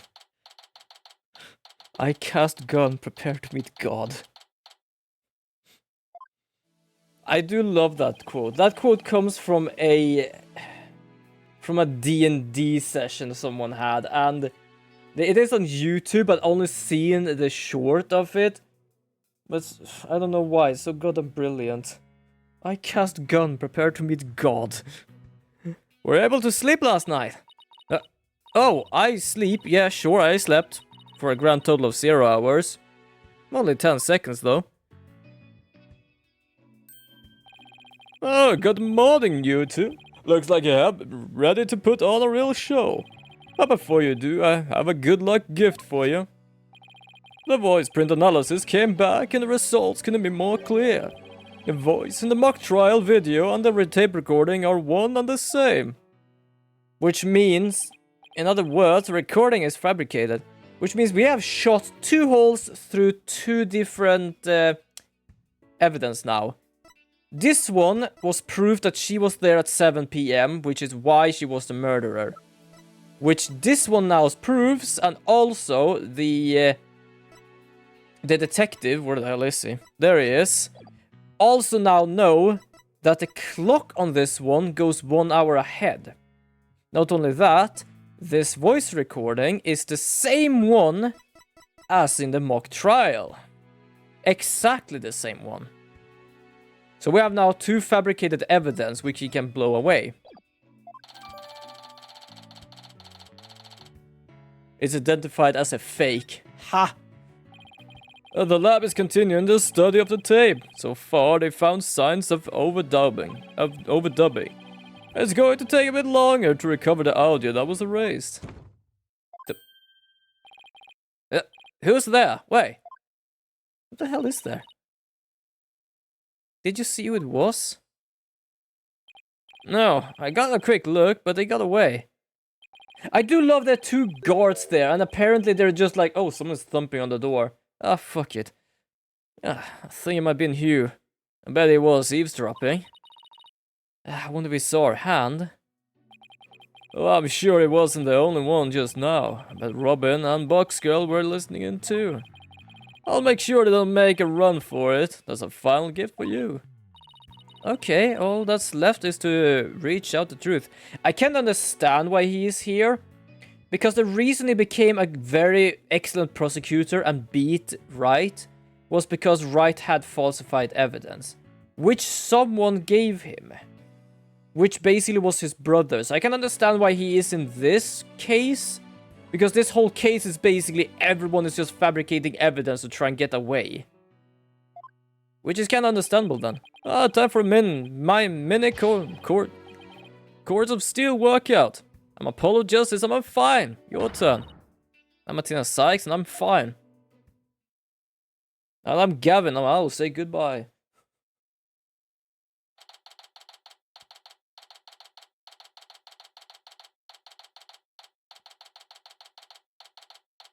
Woo, we're gonna go to court again. Yes. Wonderful. Court will now reconvene for the trial of Juniper Woods. Oh, it's kind of warm in here. I'm gonna turn on my fan a bit quick.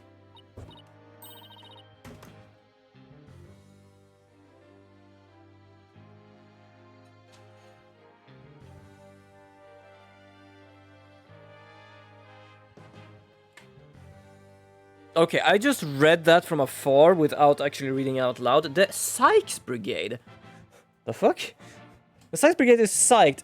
I mean, the defense is ready, Your Honor. Why did the Sykes Brigade come into picture? Are you some sort of vigilante now or something? The prosecution is ready as well. I mean, isn't that right, Prosecutor Blackwell? It's a bit difficult to tell. You're always standing still like that. Yes, well, moving on right along. Yesterday's adjournment was unexpected yet necessary. But I'll be running a tight ship here today, so no funny business from anybody. Understand? Your baldness, Robin Newman and Hugh O'Connor have recanted their confessions. But later I shall grill them at their leisure to find whether I can charge them with perjury. Fair enough. He has his blade untreated for now. Well, this sure is complicated matters. Still, one must not overlook the facts. Now, about the school camera photo that was submitted yesterday. A pity, but that evidence is no longer relevant to this case. The art room clock runs fast. It cannot function as an accurate measure of time. As for the bungling detective who overlooked that, he is paying for his failure as we speak. Poor Detective Fulbright. I hope he returns to work with all his body parts intact. But if that's the case, then what will we... The accused is the sole person who could have removed the body from that art room to stage. And I mean to prove it here this day. It's just like Detective Fulbright said. But what else does he have up his sleeves? Probably another bird, or a bird egg, I don't know. Are you a male or a female bird? It's a bit difficult to say. My understanding of this heinous crime is thus. The murder took place near the center of the art room, as evident by the bloodstains. Blood was also found on some pottery next to the window over at the maintenance area. Which is to say, the body was carried over to that window.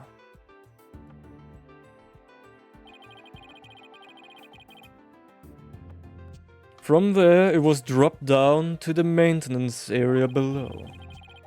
And though there was nearly a scratch to the body aside from the fatal wound, that too was per the script. A high jump mat was employed to cushion the fall. Then a ball cart was used to haul the body over the stage. Well, first of all, have you checked the ball cart for any blood traces then? Because if there is blood traces on the porcelain, that means there will still be blood traces on whatever she fell on. Because if she dried up that fucking quickly, then I would be amazed. And not only that, the ball cage would also have blood on it. Or did he just believe that that is what happened and never checked anything? Because that's just bullshit.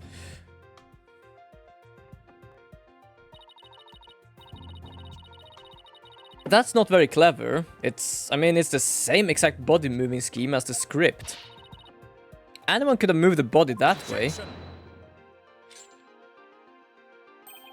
Your propensity to spew forth words before you think is not very clever either.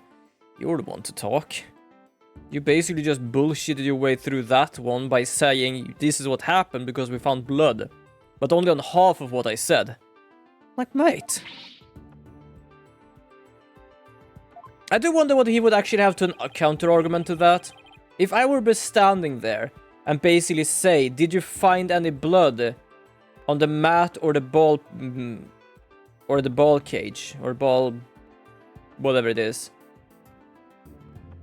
then what do you think he actually would try to say to win the argument here?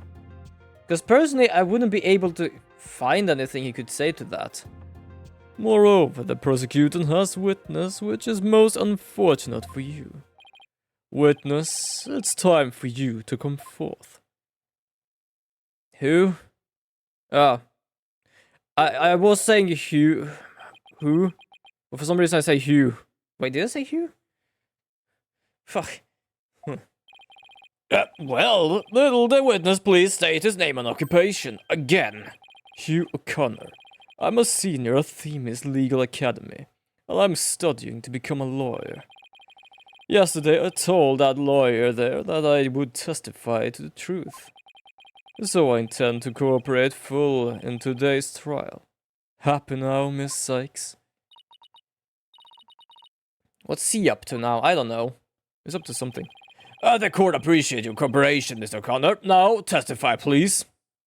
Alright, go on with it.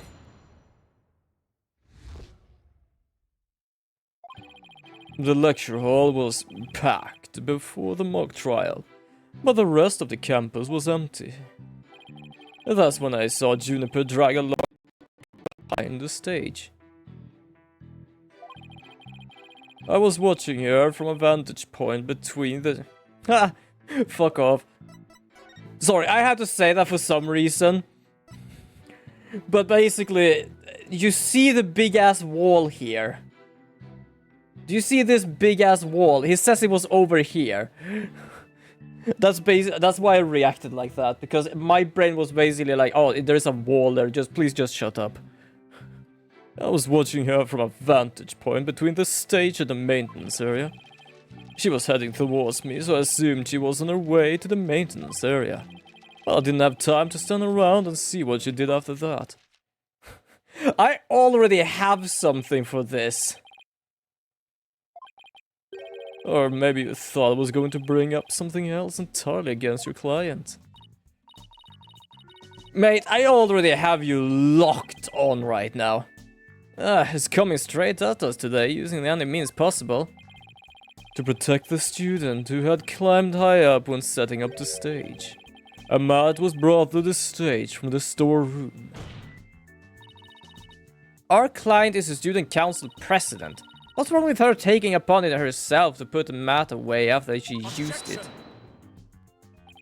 Oh, there is plenty wrong. There is but one mat in the entire school that could cushion a fall from such a lofty height. Ergo, the mat in question was indispensable to move the body. This is theory. It's just a theory, that's the problem. I think I get it now. The drag marks we saw behind the stage were made by Matt. Could that bloody thing fit between there? If the only mat of that thickness where the body is assumed to have been dropped, it'll be hard to deny possible link to this case. We're off a bad start again. Are you sure you're okay, Athena? It's game on, Hugh. Come on. I'm gonna turn your arrogant, perfect score grin into the teary-eyed frown of failure. Jesus, that was a mouthful for me to try and say. Okay, so I'm gonna risk it for the biscuit here, and why did I say that? I want a biscuit now. And basically do this. That's when I saw Jupiter dragging a large mat from behind the stage. I was watching her from a vantage point between the stage and the maintenance area. Boom! So, you saw the back of the stage from between the stage and the maintenance area. Well, let's take a look at this photo taken by Mr. Scuttlebutt, shall we? This photo shows the students setting up to the stage day before the mock trial. Do you see the big construction screen on the right of the stage in the background here? Why, yes, in fact. There are a bunch of those next to my house until a few days ago, too. I was so noisy behind there, but I couldn't take a peek. Oh, how it piqued my interest. Exactly, Your Honor. You cannot see past that such a screen. That is their purpose. Now, let's see, how exactly is that screen positioned again? Yeah, since it was to the right of the stage, it should be right here. And from this vantage point, the witness claimed to have seen our client behind the stage backdrop. Oh my, but the screen would have been completely in the way. And don't say the screen isn't there, because it is still there to this day. That's right, therefore the witness couldn't have possibly seen our client from this point. Well, that was a good start from you, Hugh. Jesus. Order, everyone, order. Mr. O'Connor, have you been lying to this court once again? The screen, right. I must have been slipped my mind. How slipped your mind? Mate, the only way it could have slipped your mind if you had X-ray vision. And basically saw her through it. What? Are you telling me you, Mr. Genius, forgot something as literally big as that? There are two kinds of memory lapses. The normal kind your mouth breathers have. Jesus. And the genius level lapses of memory like the people like me have. And then we also have the third one, which comes from me smacking you in the head. Will the witness now please restate that what he remembered minus the lapses of memory? That's easy. I was on the other side of the screen. In other words, I witnessed Juniper from the side, the stage side of the screen. You are testifying that our client was behind the stage. But need I remind you to this court, the back of the stage is not visible from the front. to actually see our client behind the stage from the stage side of the screen.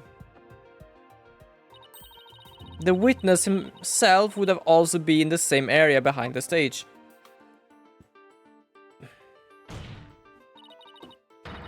But in that case, our client would have definitely seen Mr. O'Connor. You're not thinking straight, are you, mate? You really aren't thinking straight now, are you? A nice one, Athena. Keep it up. Oh, that came out of nowhere. What the hell are you trying to say here? Alright, golden boy. Is this not your chance? Telling the truth will be like a weight lifted from your chest. The truth? What truth? The fact that golden boy here was where he initially stated. That is to say, he was between the maintenance area and the stage. But then the screen would have blocked his view of... On the ground, yes, but his view would have been blocked indeed. But consider how smoke always wants to rise up high. Athena, look at the photo again. Do you think... Yeah, he's the one doing that. I already know about that. I didn't think he was actually sitting in the goddamn thing while he was watching her. Something on the other side of the screen. Something high enough to see the stage. No way. This crane here, right? But I don't remember seeing a crane there on the day of the mock trial. Me neither, but it's probably safe to assume it was moved before you found the body.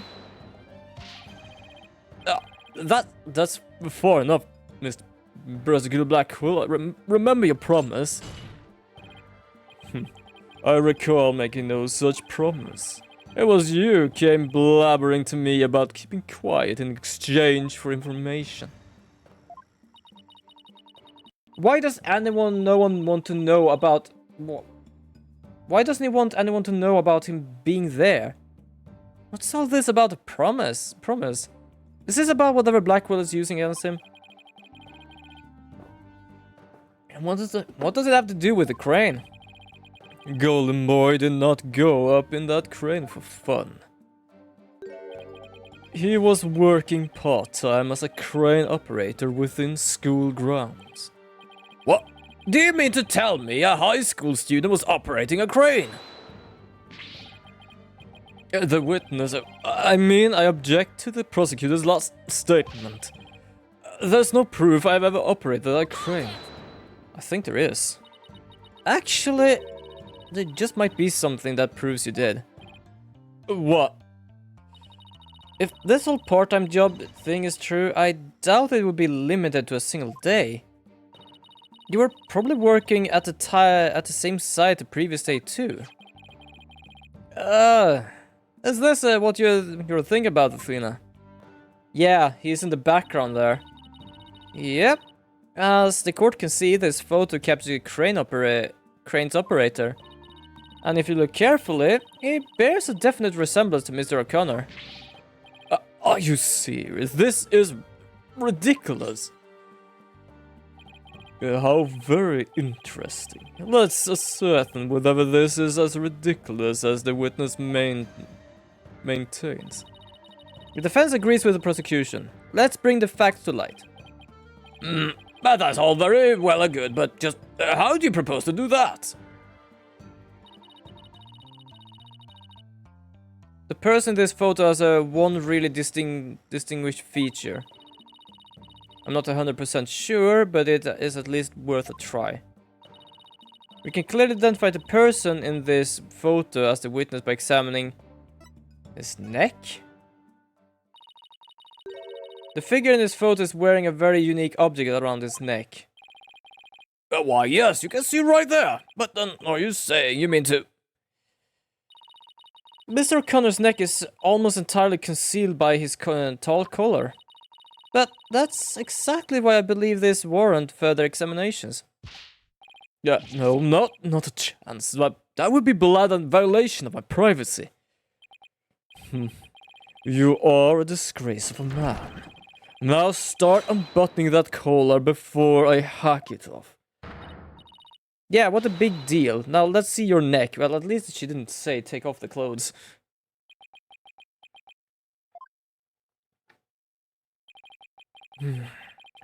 Guess I have no choice.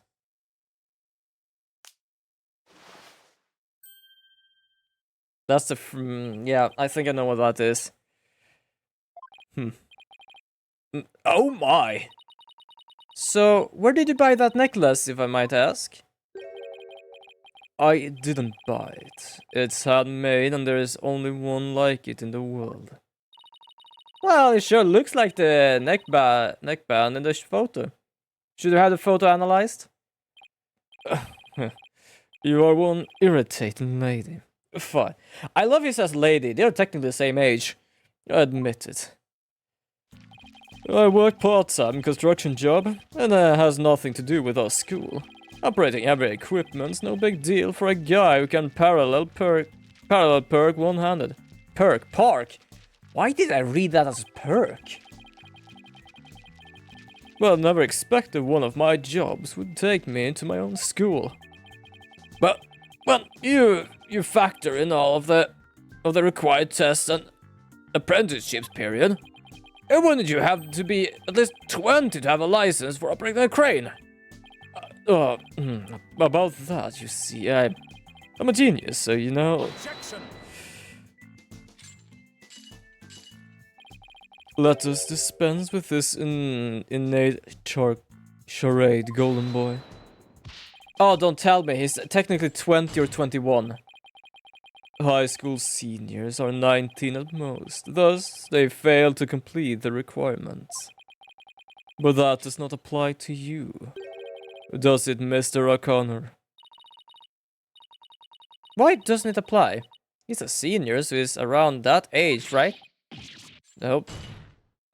He's older. Actually, golden boy here is 25. Jesus! It took a 7-year break from school. Wait, come again.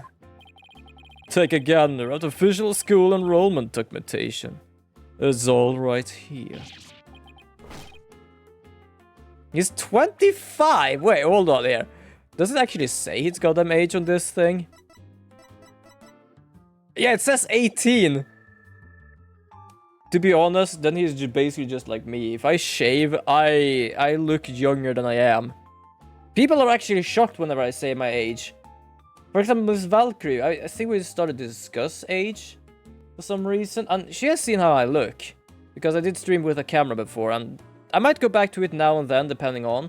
For example, I do have the YouTube videos of me going to the Lego convention, for example. And if I shave, I actually do look younger. And when I actually said my age to her, she wasn't like, I don't look that old.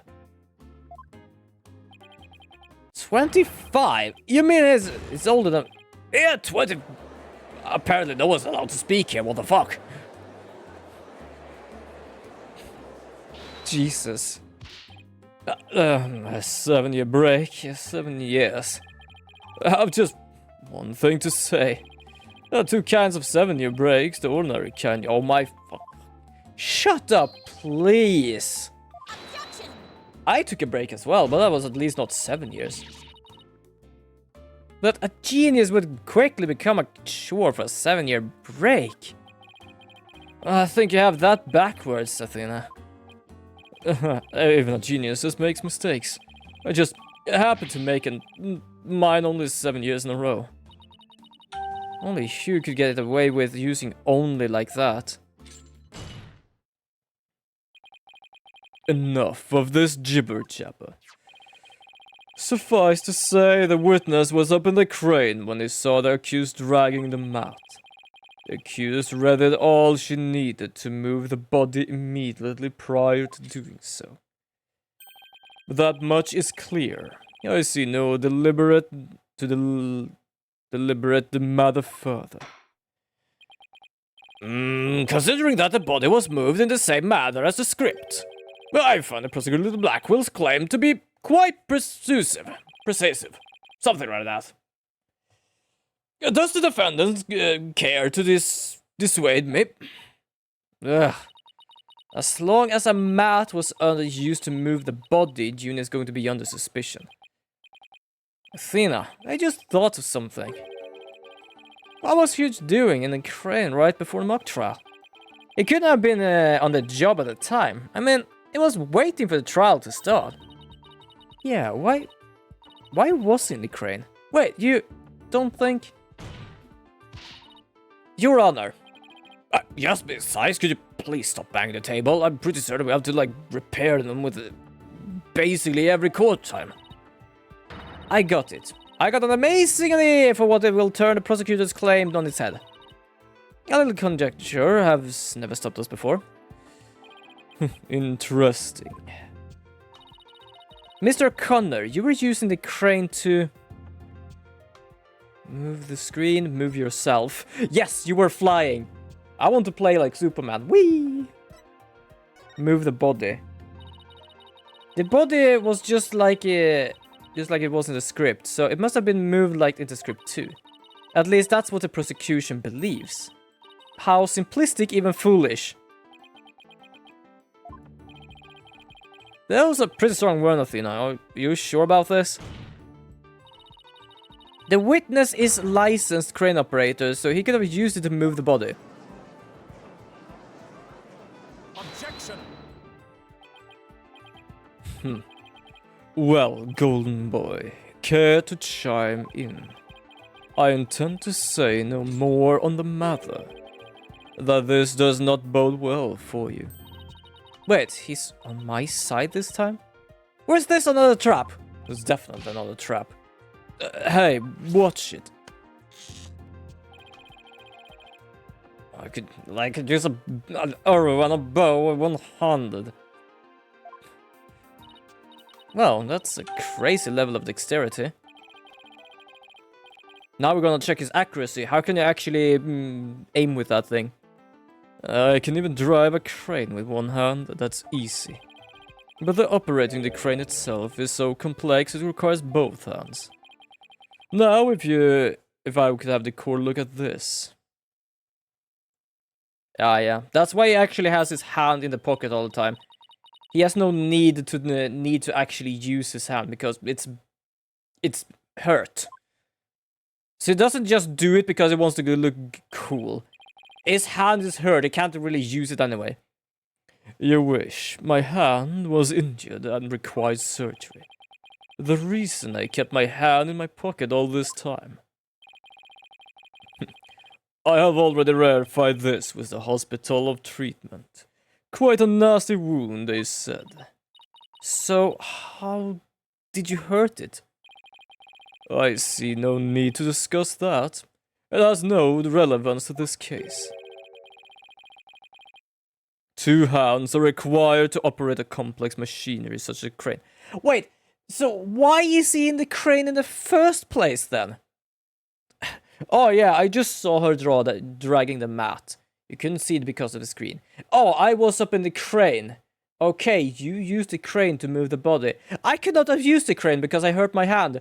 Why the fuck were you up in the crane? Like, mate, excuse me. Did this start to just roll around now? The funny part is, I played this long ago. Playing this again, it's just like, mate, what is going on here? Excuse me? Ergo, on the day of the mock trial, the witness was incapable of moving the body by the crane.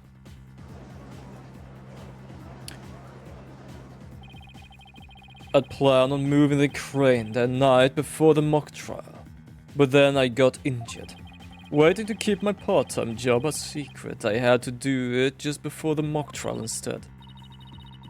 And here I thought this was the big break we've been waiting for. Now that the defense's sophistry is laid bare, I would have the court recall my claim. The body was dropped out of the 3rd floor window to the mat near the maintenance area. Yes, we know. And then, of course, the ball card was used to move the body stage. See, I have been paying attention. Have you kids out there paid attention? Well done, your boldness. Now consider this. The accused was sighted dragging that mat, ergo. It was she who moved the body.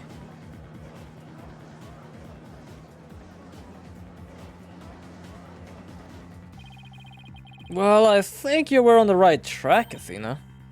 You do? Yeah, Juniper remains the prime suspect if we assume the body was moved per the script. So as a defense, you have to figure out how else the body could have been moved. But, oh, is it telling me to think of another way besides the crane? I already know one. We already basically have proof of it as well. Miss Sykes, if you have encouragement, the Discord would love to hear it, and if you don't, it is time for the verdict. Isn't that correct, your boldness? No, not yet. All I have to do is show the body wasn't moved like it was in the script, right? Well, that would show that the mat had nothing to do with this case. There is a sword of great renown that cuts down sophisticated lawyers. Its name is evidence. You don't scare me. Force a smile, Athena. You can do that. You don't need to force it. What's wrong with your face, Athena? It's a weird mix of terror and creepy grin. Just focus on how the body could have been moved without being dropped. How could anyone lower it without just dropping it? It's not like it could just fly. Or maybe it could. After all, there is a way to sit between the art room and the stage.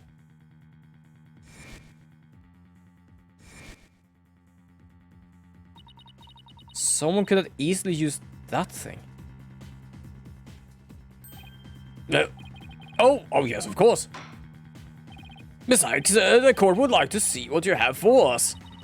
Apparently I was just sitting here thinking of what I'm gonna have for supper.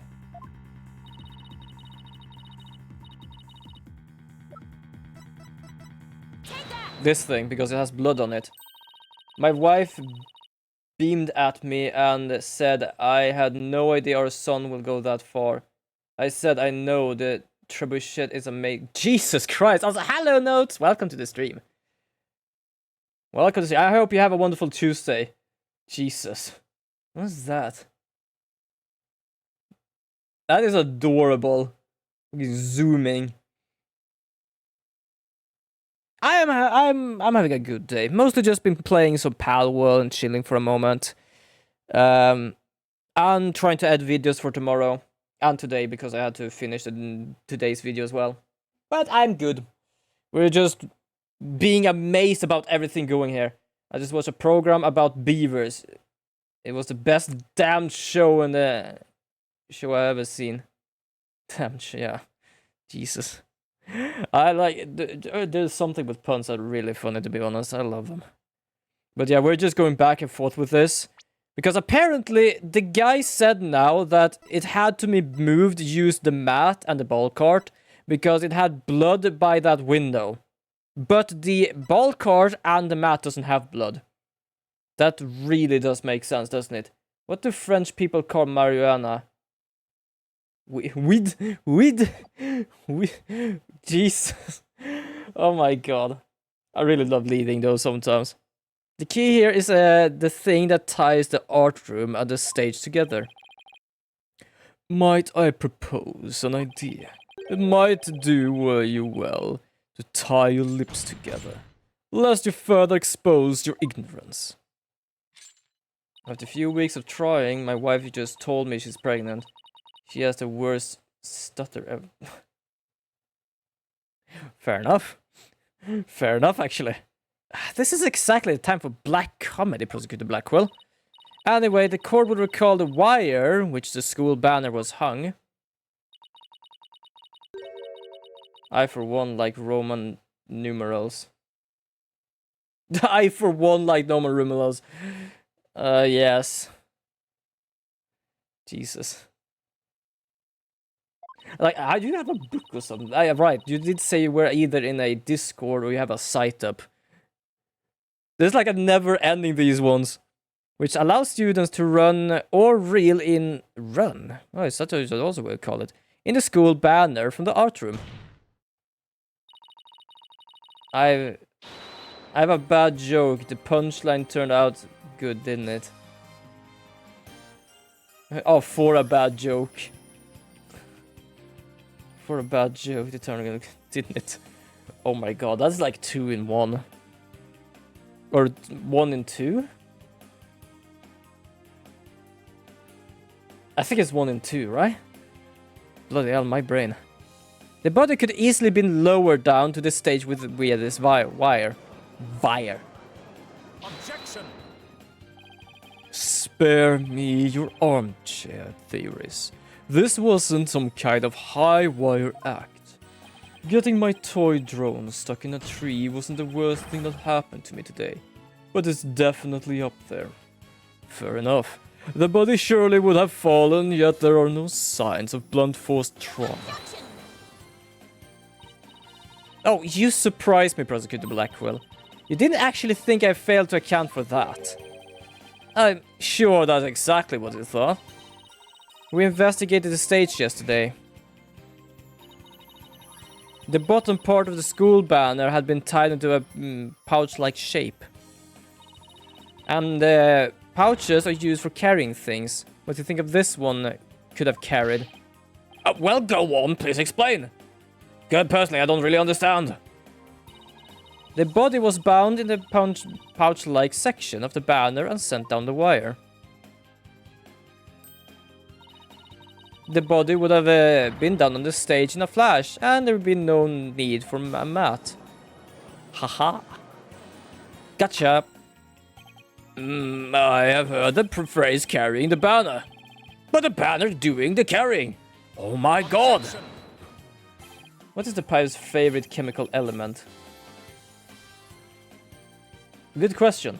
I'm trying to figure out, but it's something with R, but I don't know what it is. Gold. Actually, fair enough. Fair enough. For some reason I went with R. Why would pirate need argon? Need argon? I don't know. Why would a pirate need argon? Oh, need argon, I guess. Wait, is argon? Fair enough. R is argon. Oh, okay. That makes sense.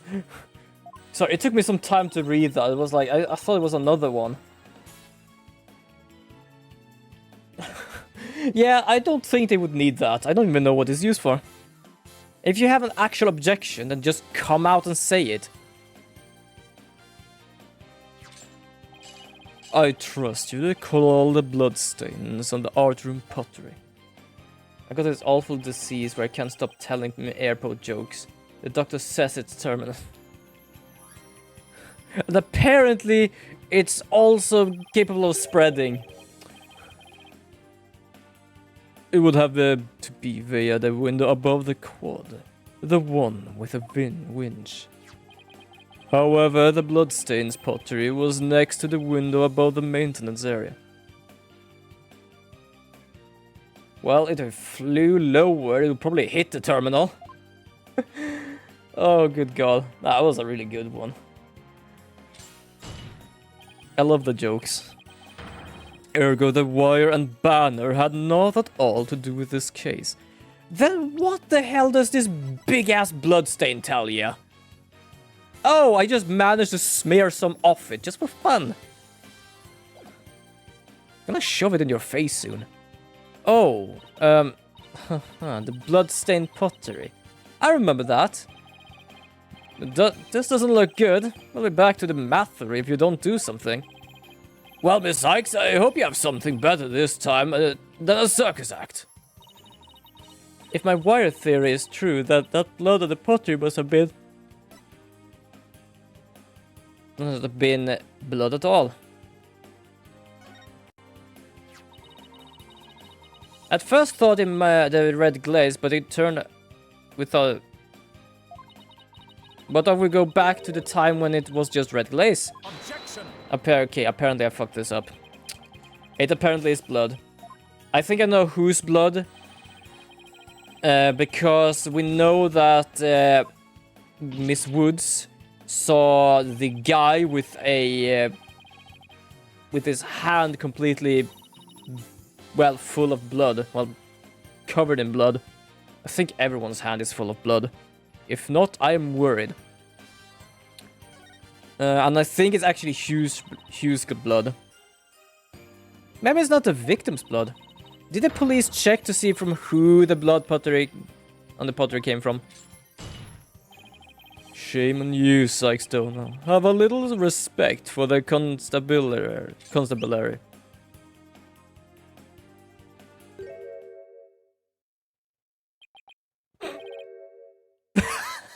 I love he is like, of course we have the proof of this. I know that exactly. He comes in there like, sorry, but we don't, like, oh, for fuck's sake. It looks like they didn't check it. Oh, brilliant. He just sits here like, I have every proof I need. Detective? Sorry, I don't have the proof. Shit! Don't let it go get you down, Prosecutor Blackwell. Everyone makes mistakes. Spare me your cheek. We will know not either way till the tests are run. True, but in the meantime, I'm going to press my claim as far as I can. Straight up your ass. Your boldness. I demand that the blood and the pottery be analyzed this instant. Of course, it shouldn't take long to get the results back.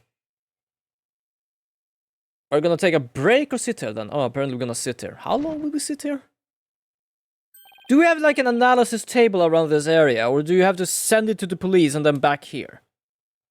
Oh my, that was quick. This bird is apparently this express delivery. Where history turns out to be the victim's blood. Please let it be someone else's. Oh, please. It seems the blood was not from the victim.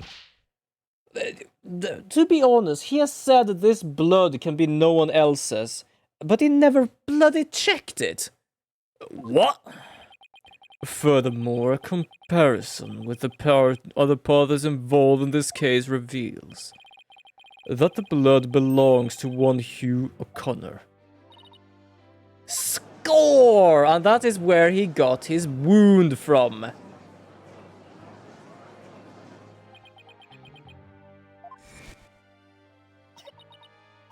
So technically, when she saw him basically faced out and his hand covered in blood, it wasn't someone else's blood, it was someone else's. Hugh's hand, his hand were dripping with blood. What the hell happened? Did you like get a, I don't know, scissor straight through them? Your Honor, as we saw earlier, the witness left hand had suffered a serious injury. He sustained the wound in a struggle with a victim, and his blood got on the pottery. Then Junior saw his blood-stained hands and they passed each other in the first floor hall. It's the only explanation that covers everything. Har har har! Objection! There is but one way to turn aside her blade. But do not cast the blame on me. Your grudge is with Sykes-Stoner, for it is she who forces me to expose your secret. Fine. Whatever. Wow, how much dirt does he have on Hugh? Oh! Yikes! I don't even understand how that thing works, but I can see.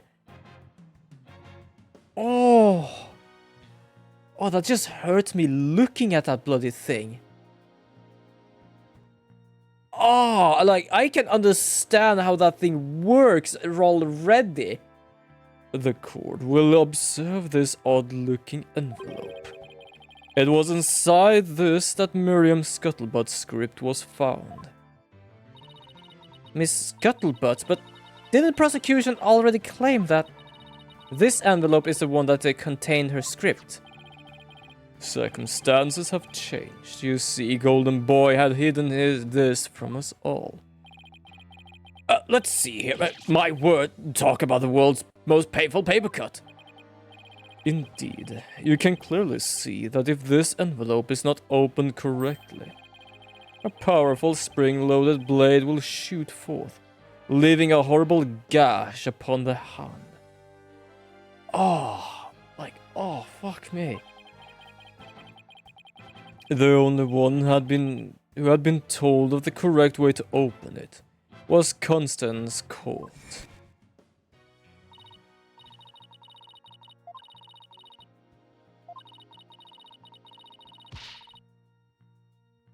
Oh, fair enough. Oh. Yikes, Miriam wasn't kidding when she said that. Now, apparently not. The blood on the blade is the witness. Our genius here tried to sneak a peek at the wrong script and paid for his foolishness. This guy's the worst genius ever seen. Don't worry, Athena, the one isn't that deep. I still got the wire theory. Yeah, I got it. Since the blood by the window overlooking the maintenance area isn't the victim's, there's no longer any basis for denying the body was moved using the wire and banner. Therefore, the defense once again asserts just that.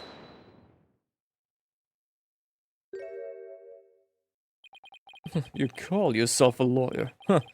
Don't you see the glaring contradiction in your theory? Huh? The court would like to remind the witness that this role is not to point out... And you... How can you adhere to such outdated beliefs? But whatever. It seems you forget the two statues that were out on stage directly below the wires. A body sent sliding down that wire would have crashed into them. Care to explain that away? Yeah. Basically, before that, they sent down this statue. It broke basically every single statue that was in the way, and then they were free to go with the body. Why, I believe he's right. The statues in the wire and the wire are extremely close together. Oh, so the body would have collided with the statue. What if they didn't collide? Wait, that's it.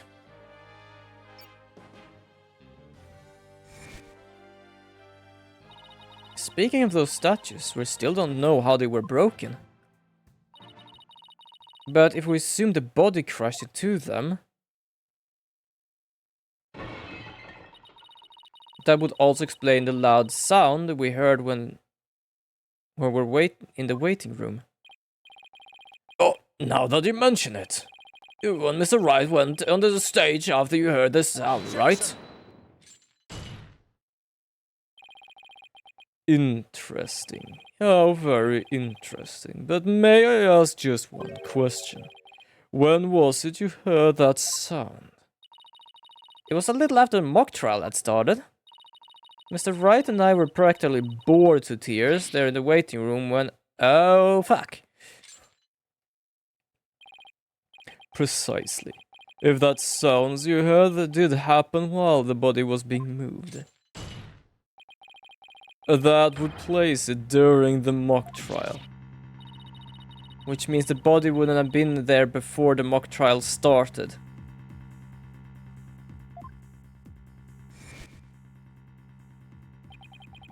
You see, right before the mock trial started, I saw the body. He said he saw the body before the mock trial, so I know what it is because they were two. It was the other way around. They didn't smack the statue against the statues first. They let down the body first and then smacked the statues in the statues. Stupid contradiction. It's going to get me and our case killed. The focus on just 3 suspects because the body was moved before the mock trial. That has been the major premises so far. Your assertion, therefore, contradicts the very foundation of this case. Objection.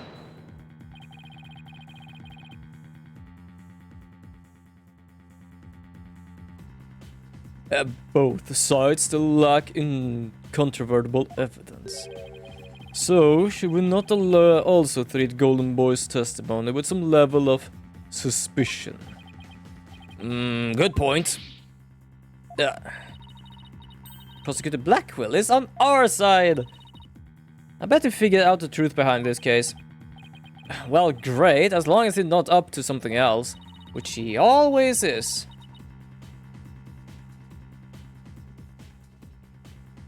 If the statues really were broken when the body hit them, then Hugh's statements about seeing the body before the mock trial is a big fat lie. Okay, Mr. O'Connor, let's go to the bottom of this contradiction about when you saw the body.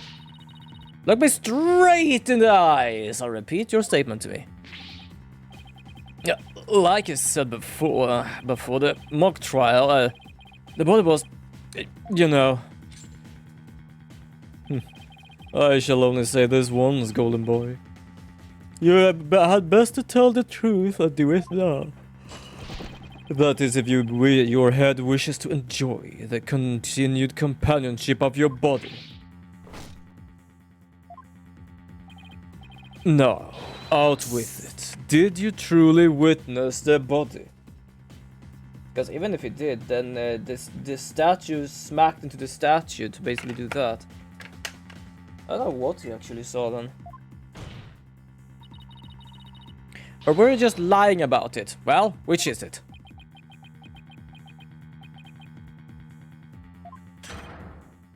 You what?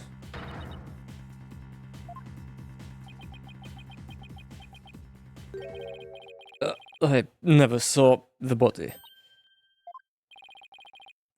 Are you sure about that? Lie to this court again and I'll charge you for perjury. There was no body on the stage. I've been lying about that the whole time. I'm sorry. Now the question is, why did you lie about that? Yes, we exposed huge big fat lie for what it is. But why would he lie about this to begin with? The order, everyone, order. The base premise is that the body was moved before the mock trial has been overturned. I imagine this has an impact on both the defense and the prosecution's case. Well, first I'd like to thank the prosecutor. This brings one step closer to the truth. Now at least we know the body was moved using the wire and school banner. Indeed, that much I shall concede, Sykes Dono. The body was moved as you stated, and in the midst of the mock trial. So, both sides are satisfied then? If the body was moved before the mock trial, we have our 3 suspects. But if it were a move that took place in the midst of the mock trial, it's an entirely different story. Right, all 3 suspects were in the mock trial. That gives them solid alibis. How simplistic. Did you forget about the student in charge of the audio? Amidst the mock trial, she was the one soul who could have left and re-entered the lecture hall. Wait, hold on. There is no way to actually get there without being seen. So it doesn't matter if they actually did the audio anyway. What's this? Who is this person in charge of the audio? Oh no, how could I forget? It was Miss Woods. Hey, what's the deal here? Why is Juni so large in this shot? Juniper was also in charge of the audio. When she was in the trial, she was in the audio control room dealing with the music. Indeed. The one who could enter the author room and miss the mock trial to move the body was no other than the accused Juniper Woods, for she was in charge of the audio.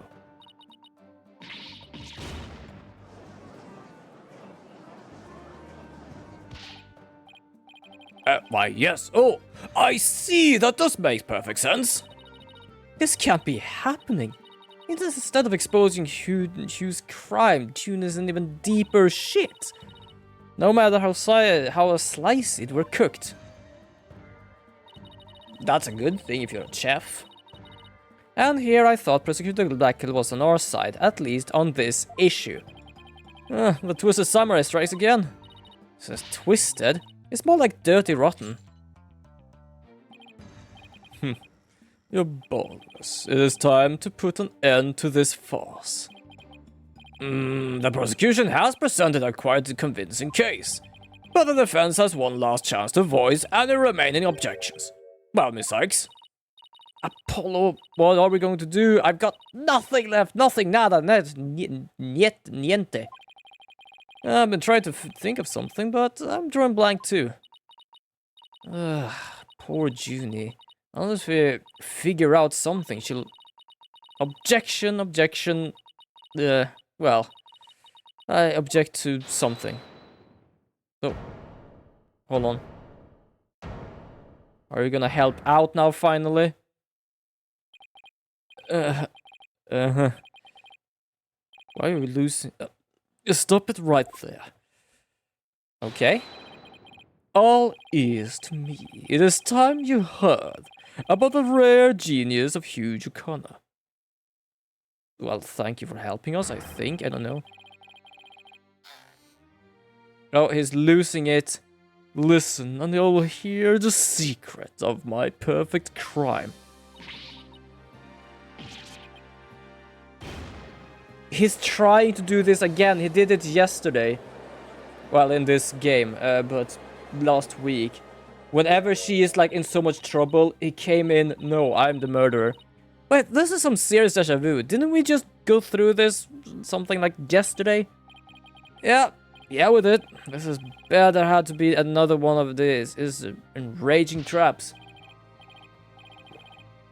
The murder, the moving of the body, the cover-up, it all sprung from my brilliant mind.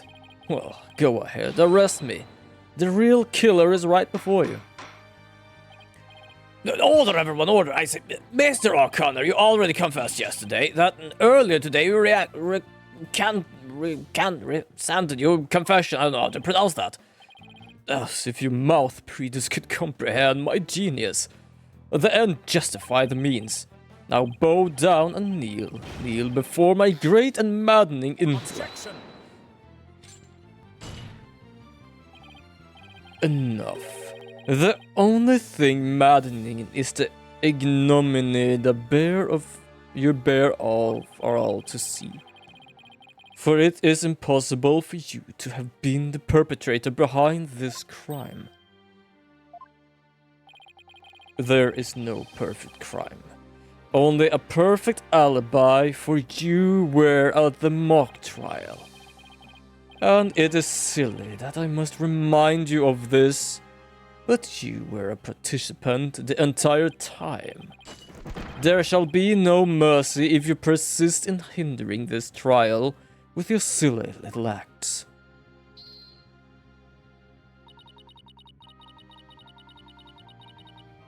Okay. Listen, prosecutor, calling that a perfect alibi is beyond contempt. Your Honor, I'd like to take this opportunity to offer further testimony. I will now demonstrate the very moment a genius that transcended even perfection. Fair enough. At least he gives us something. You won't believe this, but I used a body double. That was the real me at the mock trial. That means that I didn't almost lose, my body double almost did. I slipped out stealthy while my double took care of the trial. I had a run of the campus, and short, I'm the killer. Are we really gonna have to cross-examine this bullshit? I have questions. I was hoping the defense and prosecutor might help answer. Is it just me, or does the witness testimony make no sense at all? Well, at least it's not that oblivious. Nope, it's not just you, Your Honor. All I got from listening to that was a headache. Yeah, that was just plain weird. Especially the whole thing about the body double. Well, I'm relieved that it's not just me and the prosecution. Your boldness, summon an ambulance this instance. The witness is stark raving mad. Yes, I think that would be for the best, actually. Now then, let's proceed to that never happened and move on to my verdict. You people don't believe me. It's not a matter of not believing you, it's more like along the lines of questioning your sanity. Yeah, the funny form just called, they want their genius back. Shut your pie holes, the intellect of a genius transcends even logic. Besides, don't you guys have that weird device for testimony like this? Weird is not a weird device and I don't waste him on ridiculous testimonies. Easy there, Tiger. Think of this way. We don't want a verdict to be passed just yet. So how about we give a widget a try? You want to have a therapy session by will? For this one? Okay, fair enough. Well, this is against my better judgment, but okay. Your better judgment? I'm a judge and this is far beyond me. Yet I find it hard to say no. Prosecutor Blackwell, I trust you have no objection. Prosecutor Blackwell? Did you go and take a leak? The prosecutor said bold rubbish. We will be out on a stroll and left with Detective Fulbright. He just left. He just left. Then I'll intercept that as a meaning he has no explicit objections. Alright, Miss Sykes, you may proceed with your testimony, or your therapy session. I have seen many shares of crazy trials, but this one takes the cake. Yeah, especially with he just left. He just had left to take a leak. With a detective. What do you think they're talking about in there? What sort of guy talk do they have in there? It definitely needs therapy. We thought of everything being in... Jesus! Oh yeah, you definitely need some therapy. You won't believe this, I use a body double. Oh hell no. That looks so fucking fake as well. That wasn't the real me at the mock trial. Why are you so happy about that? That means I'd almost lose, my body double did. I slipped out stealthy, my double took care of the trial. I had to run the run of the campus. In short, I'm the killer. Juniper's innocent. I don't get this, his confession is overflowing with happiness. Maybe it's a joy thinking how us mouth breathers can comprehend his genius. But this goes way beyond normal happiness. He seems to take an insane level of delight in this confession. Even a normal level of delight would be weird for a confession. Well, again, it's not what I call normal. Why are you confessing? Who is this really for? I feel like that's the key to this core out-of-control emotion. I think I know what. And it's this. That's why he's happy, because she goes free. Mr. Connor, yesterday you said that you didn't really care about Miss Woods anymore.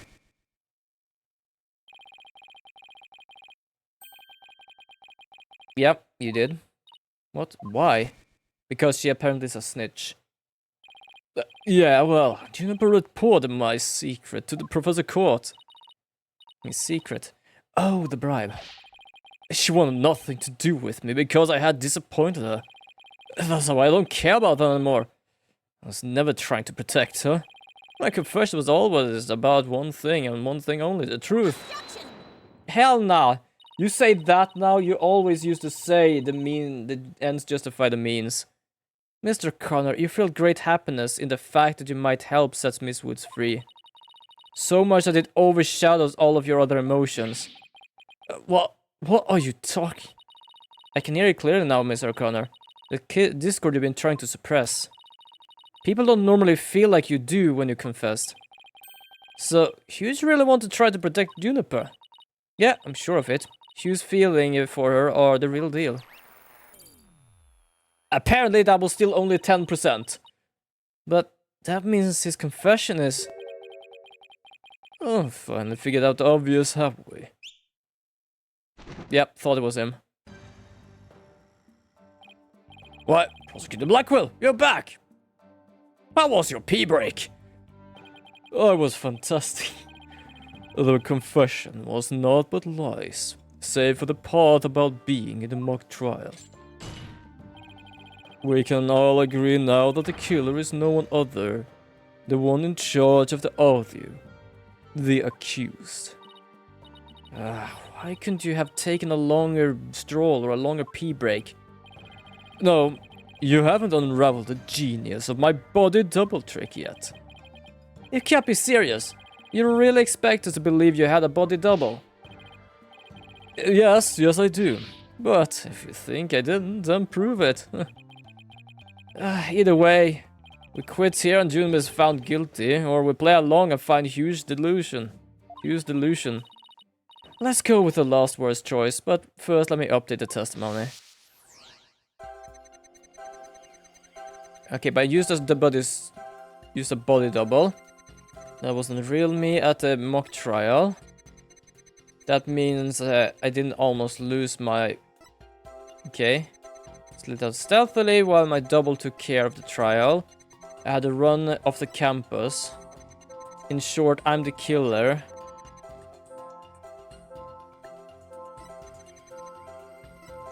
I'm question. Is it the sadness? Is it the sadness here? I feel it might or might not be. Because the one I'm questioned about is this. He has no emotion for this. He don't care about it, I guess. But for some reason he's happy about this part. Okay, I'm gonna try two things. Him being shocked about the double.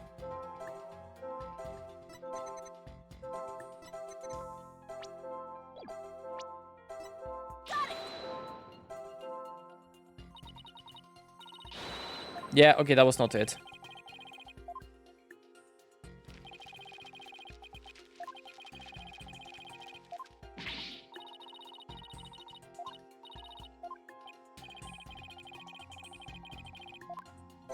Yeah.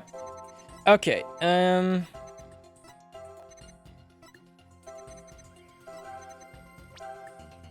why are you shocked about this? Okay, apparently not. I'm just gonna skip this. So he's shocked about his own double too. Okay, so what is... The only thing I can think of is this.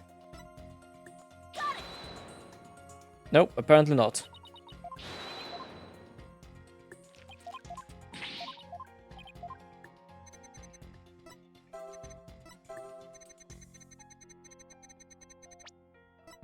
I'm gonna just try this one because... What is the out of proportion emotion here? What doesn't fit in? Okay, there's something that doesn't fit in here. You won't believe me this, but I used a body double. He's happy about this. That wasn't me, it wasn't the real me at the mock trial. Why are you shocked here? He's not shocked here. I'm gonna try this then. I'm just trying everything because I don't lose any points anyway. And I just want to see if I can find it, because I am kinda uncertain of which emotion is the shocked one. Hold on. There is this one also. Juniper is innocent. Why are you sad about that? No, apparently not. It doesn't matter if he's sad for that. Oh, God. Juniper is innocent. I'm happy about that. Yes. In short, I'm the killer. Should you be happy about that? Apparently you should be. Okay. I am getting like I'm losing emotions here.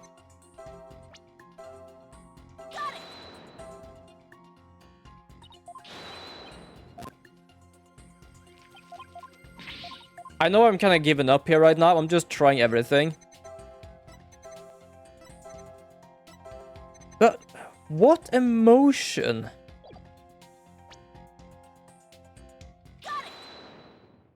Why was happiness? Well, at the same time, to be honest, happiness has been through everything except there. Fair enough. Fair enough. I didn't almost lose, you say. Very odd. You exhibit happiness the entire time, except during this statement. Okay, so it wasn't sadness of he actually lost. It was he didn't feel happy about it. You don't know when to give up. Wait, now that I think about it. No, don't stop making stuff up. When I left the lecture hall. It was during the Professor Main's pre-trial speech. That's when I moved the body. And then I slipped back in just before the verdict. So you're saying you were in there the moment your double was about to lose? Yes, I was. Naturally, I wasn't happy when I saw that. Now in the case, I was at the far end of the lecture hall, behind the screen. I figured no one else would see me if I came in and went through the doors there. Jesus. Sykes, though. How much longer will you indulge him in this charade? While it's true that no one in the audience might see him go through either of those doors, the falsity seats on the balconies are a different story, and have a splendid view. I thought you could do better than that. Oh, it's loading in something. The lawyer's bench is on the right side when facing the front hall. I used the door to the right, on the right near the lawyer's bench. That means my movement was only visible to someone in the left balcony seat. But that seat was empty at the time, which is only natural. Which is odd, because that is where Professor Means should be. Huh. Why would that be natural? After all, it belonged to Professor Cord. Nah, it does not. Professor Cord was behind you. That can't be right.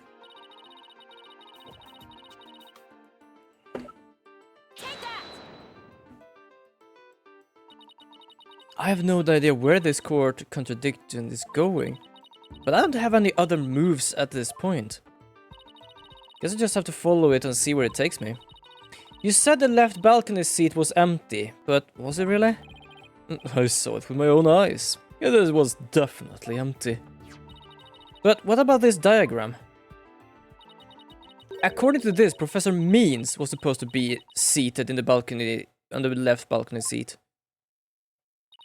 But if you left the lecture hall during this pre-trial speech, he would have been standing there at his seat addressing the students and faculty. No, that can't be right. You do know one... First of all, I needed to burp there. Second of all, I couldn't read that. You do know one any favors by exposing the falsities of his confession.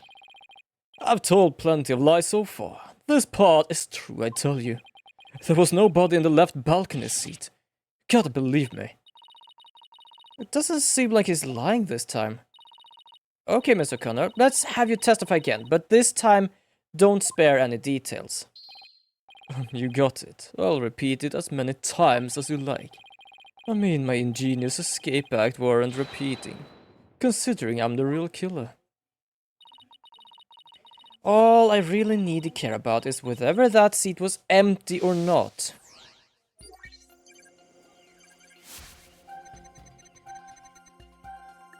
The second floor was deserted. Why won't you believe me? It's true, I'm telling you. When I went out through the back door without anyone noticing, then all I had to do was going through the empty audio control room. It leads into the hallway, so I was perfectly capable of moving the body. Hold on, there's something wrong here. Why are you sad about the empty audio control room? I detect a powerful sadness and fear right after you said this part. As if you said something you shouldn't have. What's wrong with you? You shouldn't have revealed a person's inner feelings for all to see. Mr. O'Connor, it's you who is revealing your inner emotions by the way you speak. Plus, I have a good idea of why you're feeling sad. You are a horrible person. You can't just leave me be. You said that you went through the empty audio control room, but that's not true, is it? There was someone who returned from there once Professor Means finished his speech. And that someone who was in the audio room was... her, because she did it. I knew realized there was a problem with your statements as you were saying it. That's why it felt uneasy. If the audio control room really was empty, that would have mean Miss Woods was roaming around the campus. Mr. O'Connor, if you really want to protect Miss Woods, just tell the truth. If you believe in her, revealing the truth is the same as protecting her. Juniper is innocent. That's the truth. But in the dark ages of law, the truth can be easily twisted to serve anyone's needs. In the end, justify the means. Your only choice is to fight back with lies. Hugh's heart won't hold out under this battle between truth and lies. Is there something I can do to make him recant his false testimony? I fear nothing now that I have lost everything. Go ahead, Prosecutor Blackwell. Cut me down if you wish. I thought you never asked. With you gone, we may swiftly proceed to a verdict. Oh, it broke. Again. It broke out of its shackles again! Oh, for fuck's sake, what is it made out of? I don't want to be the poor accountant down at the detention center. Hugh O'Connor, in the deference to your valor, I will limit your suffering with one clean blow. Could you wait just one moment before you cut him down? Silence. Do not come between us. Oh.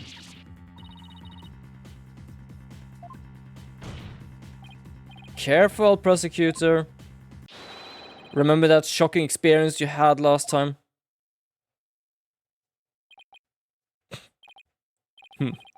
Very well, golden boy. May live. For now. Enough already, Mr. O'Connor. Miss Woods would never want you to protect her this way. She values the friendship between the three of you more than anything.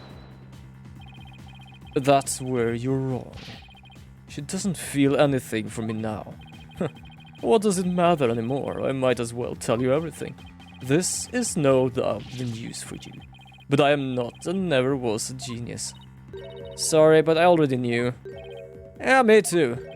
Oh, don't forget me, though, in all fairness, it was pretty obvious. I thought he was a genius at first, but the stuff he said was crazy. No one need to rub it in, just shut up and listen. I love everyone just opened their mouths to that. It all started several days ago. Bro just wanted to be included. Yeah, exactly. I accidentally learned that my parents have been paying good money for my grades.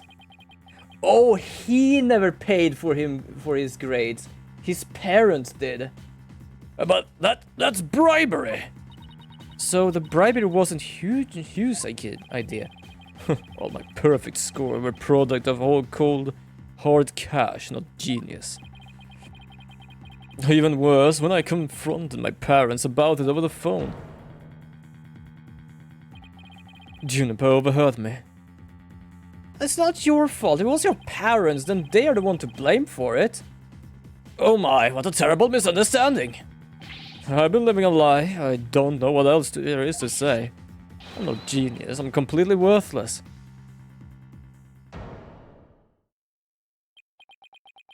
A perfect 0.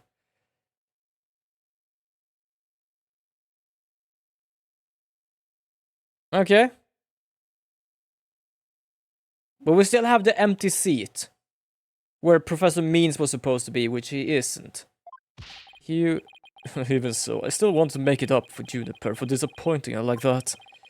That's why I want to clear her name by pinning the blame on me. I mean, the probability... She probably hates me now, so it'd be a relief for her to see me locked away. If you were trying to help her, then why did you testify against her? You were the ones who told me to tell the truth yesterday. So I thought if I did, it would help her. He wasn't trying to provoke us? Looks like we seriously misunderstood him. In more ways than one. At the detention center yesterday, Juniper was in tears when she opened up to me. But the truth is, the friendship between the three of them is still rock solid. If there were something that could help me prove that to Hugh. I think the necklace. We have proof of a friendship. Yeah, the necklace. I've only seen one though. One is around his neck. The other ones I don't know where they hide them. I know. What about that proof of friendship they mentioned? I wonder where or what it is. I didn't buy it. Yeah.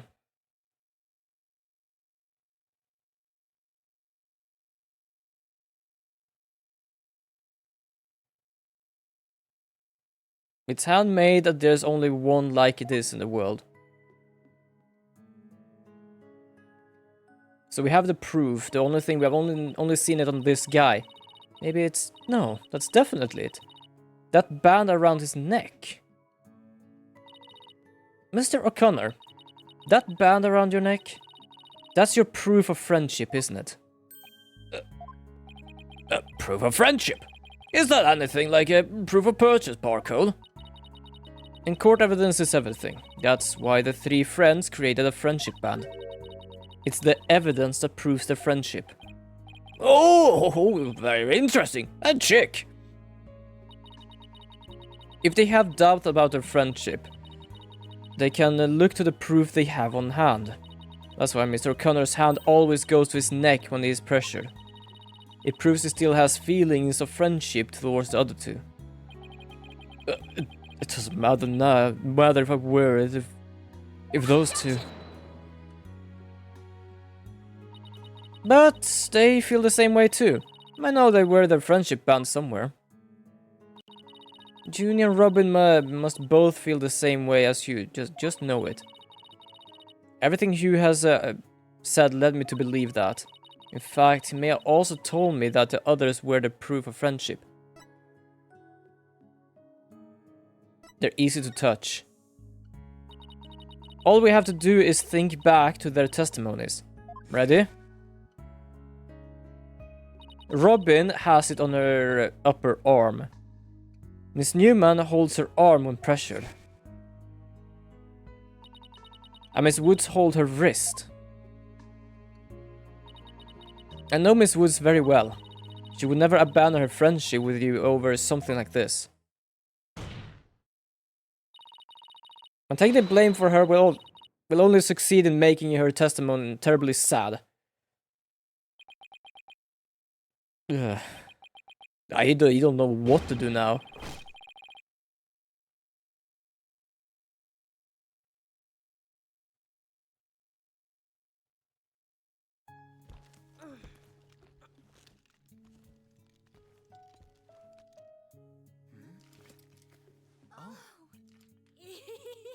Robin, those bands of friendship that you made, just for the three of us.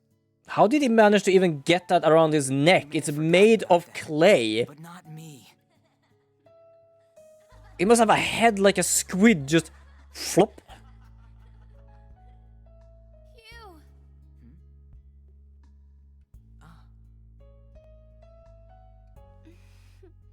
Hey, Hugh!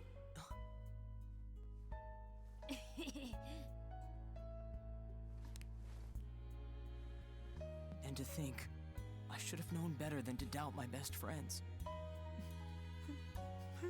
Why is this so goddamn emotional?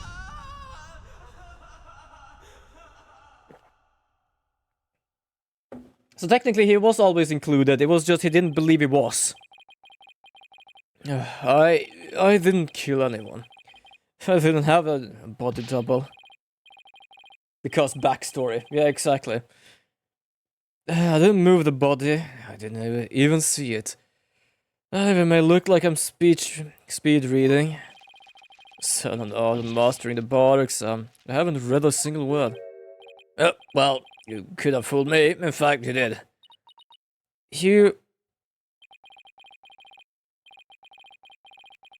So, Miss Sykes, can I place my trust in you? I'm going to save Junie, so yes, you can place a trust in me. Oh, he's just autistic for real. Okay, fair enough. I don't know fully what it is to be. I've heard sometimes, I completely forgot about it, but I can't really say anything about it. Alright, so tell us now the full truth here. A most roundabout trial. I prefer the turnabout variety myself. Now we are back at the fact that there was but one suspect who lacked an alibi. Which is, in the end, the truth you've been seeking this entire time. So we're back on square one. Now I'm exhausted and depressed. It probably doesn't matter at this point. But I might as well update the mood matrix. There is still one thing that is not a lie, which is it's still empty. Because he always was capable of looking that way. No one was there. Huh? Does this mean further resistance is futile? The time for a verdict is 9. Please wait. What sort of devilry are you up to now? What if our client wasn't the only one without an alibi? The trial would continue, right? Well, yes, I suppose it would. But after such a thorough investigation, does such a person really exist? Yes, we found someone. It may have seemed like a major roundabout, but Mr. Connor's testimony has cracked this case. There's no more noise. Hugh is telling the truth now.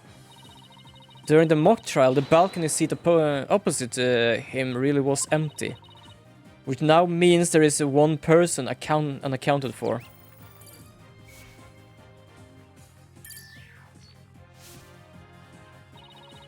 Besides Junie, the only other person without an alibi during the mock trial is this guy. The one who wanted to basically defend her. The balcony seat was empty. That is much is true, isn't it, Mr. Connor? That's right. How many times do I have to say it? So basically, Professor Means wasn't where he was supposed to be during the mock trial. Need I remind you, every last soul in the lecture hall heard him deliver his speech.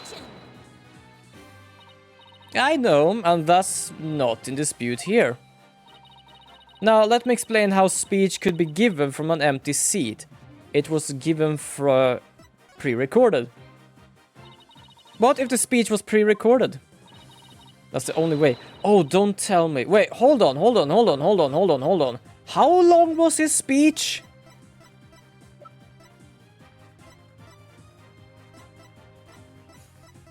Wait, how long was his speech?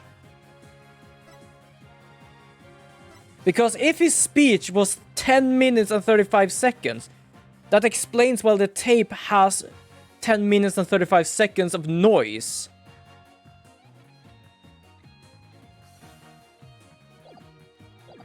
Oh my god. I think we have it. I think we might have it. Wait, who is objecting? Oh, you? Wait, are you accusing Professor Means? That's insane.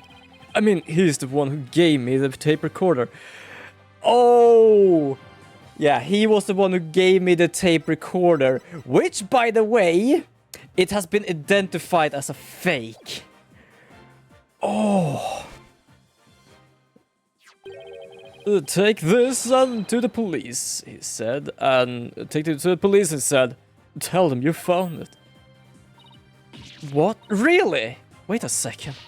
Mr. O'Connor, did you say that Professor Means gave that phony recording to you? Phony? The defense will refrain from hurling unsubstantiable allegations. Well, I said he gave it to me.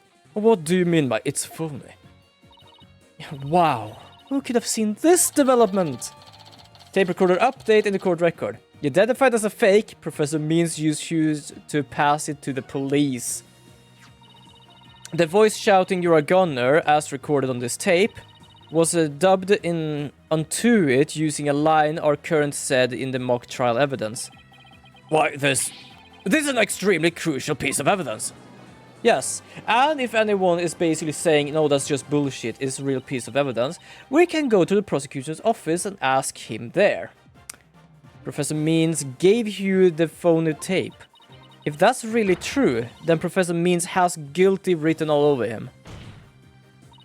Your Honor, the defense moves to call Professor Aristotle Means to the stand. I still don't mean what Aristotle actually means. Silence. Sorry, that's a really bad joke, but I can't stop it. The seat was never empty. That was but an oversight by our dullard of a witness.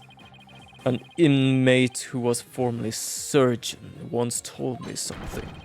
He said it often all too easy to overlook critical symptoms. Well, we're not going to overlook this oversight. If the speech was pre-recorded, the basis of suspecting our client would be shattered. Let's check with Professor Means and see whether the empty seat was witnessed oversight. A verdict without first looking into that would be inconceivable. That's enough, both of you. Now, here's my opinion on the matter. While a surgeon overlooking critical symptoms is a problem, a witness oversight too must not be overlooked. Thus, as the matter of whatever Professor Means was or not in fact his faulty seat. Faulty seat, I don't know. I believe we must ask the professor himself. I agree. Professor Means should be here in the gallery today. Do as you please. Yes, bring in the statue guy. Bring him in. Bring him down to us. It's technically over 20 already, but I kind of want to continue. Or should we do this? No, fuck it. We're gonna have to do this for the next time. And we're gonna have to save here before we start to talk to this guy about everything that's happening.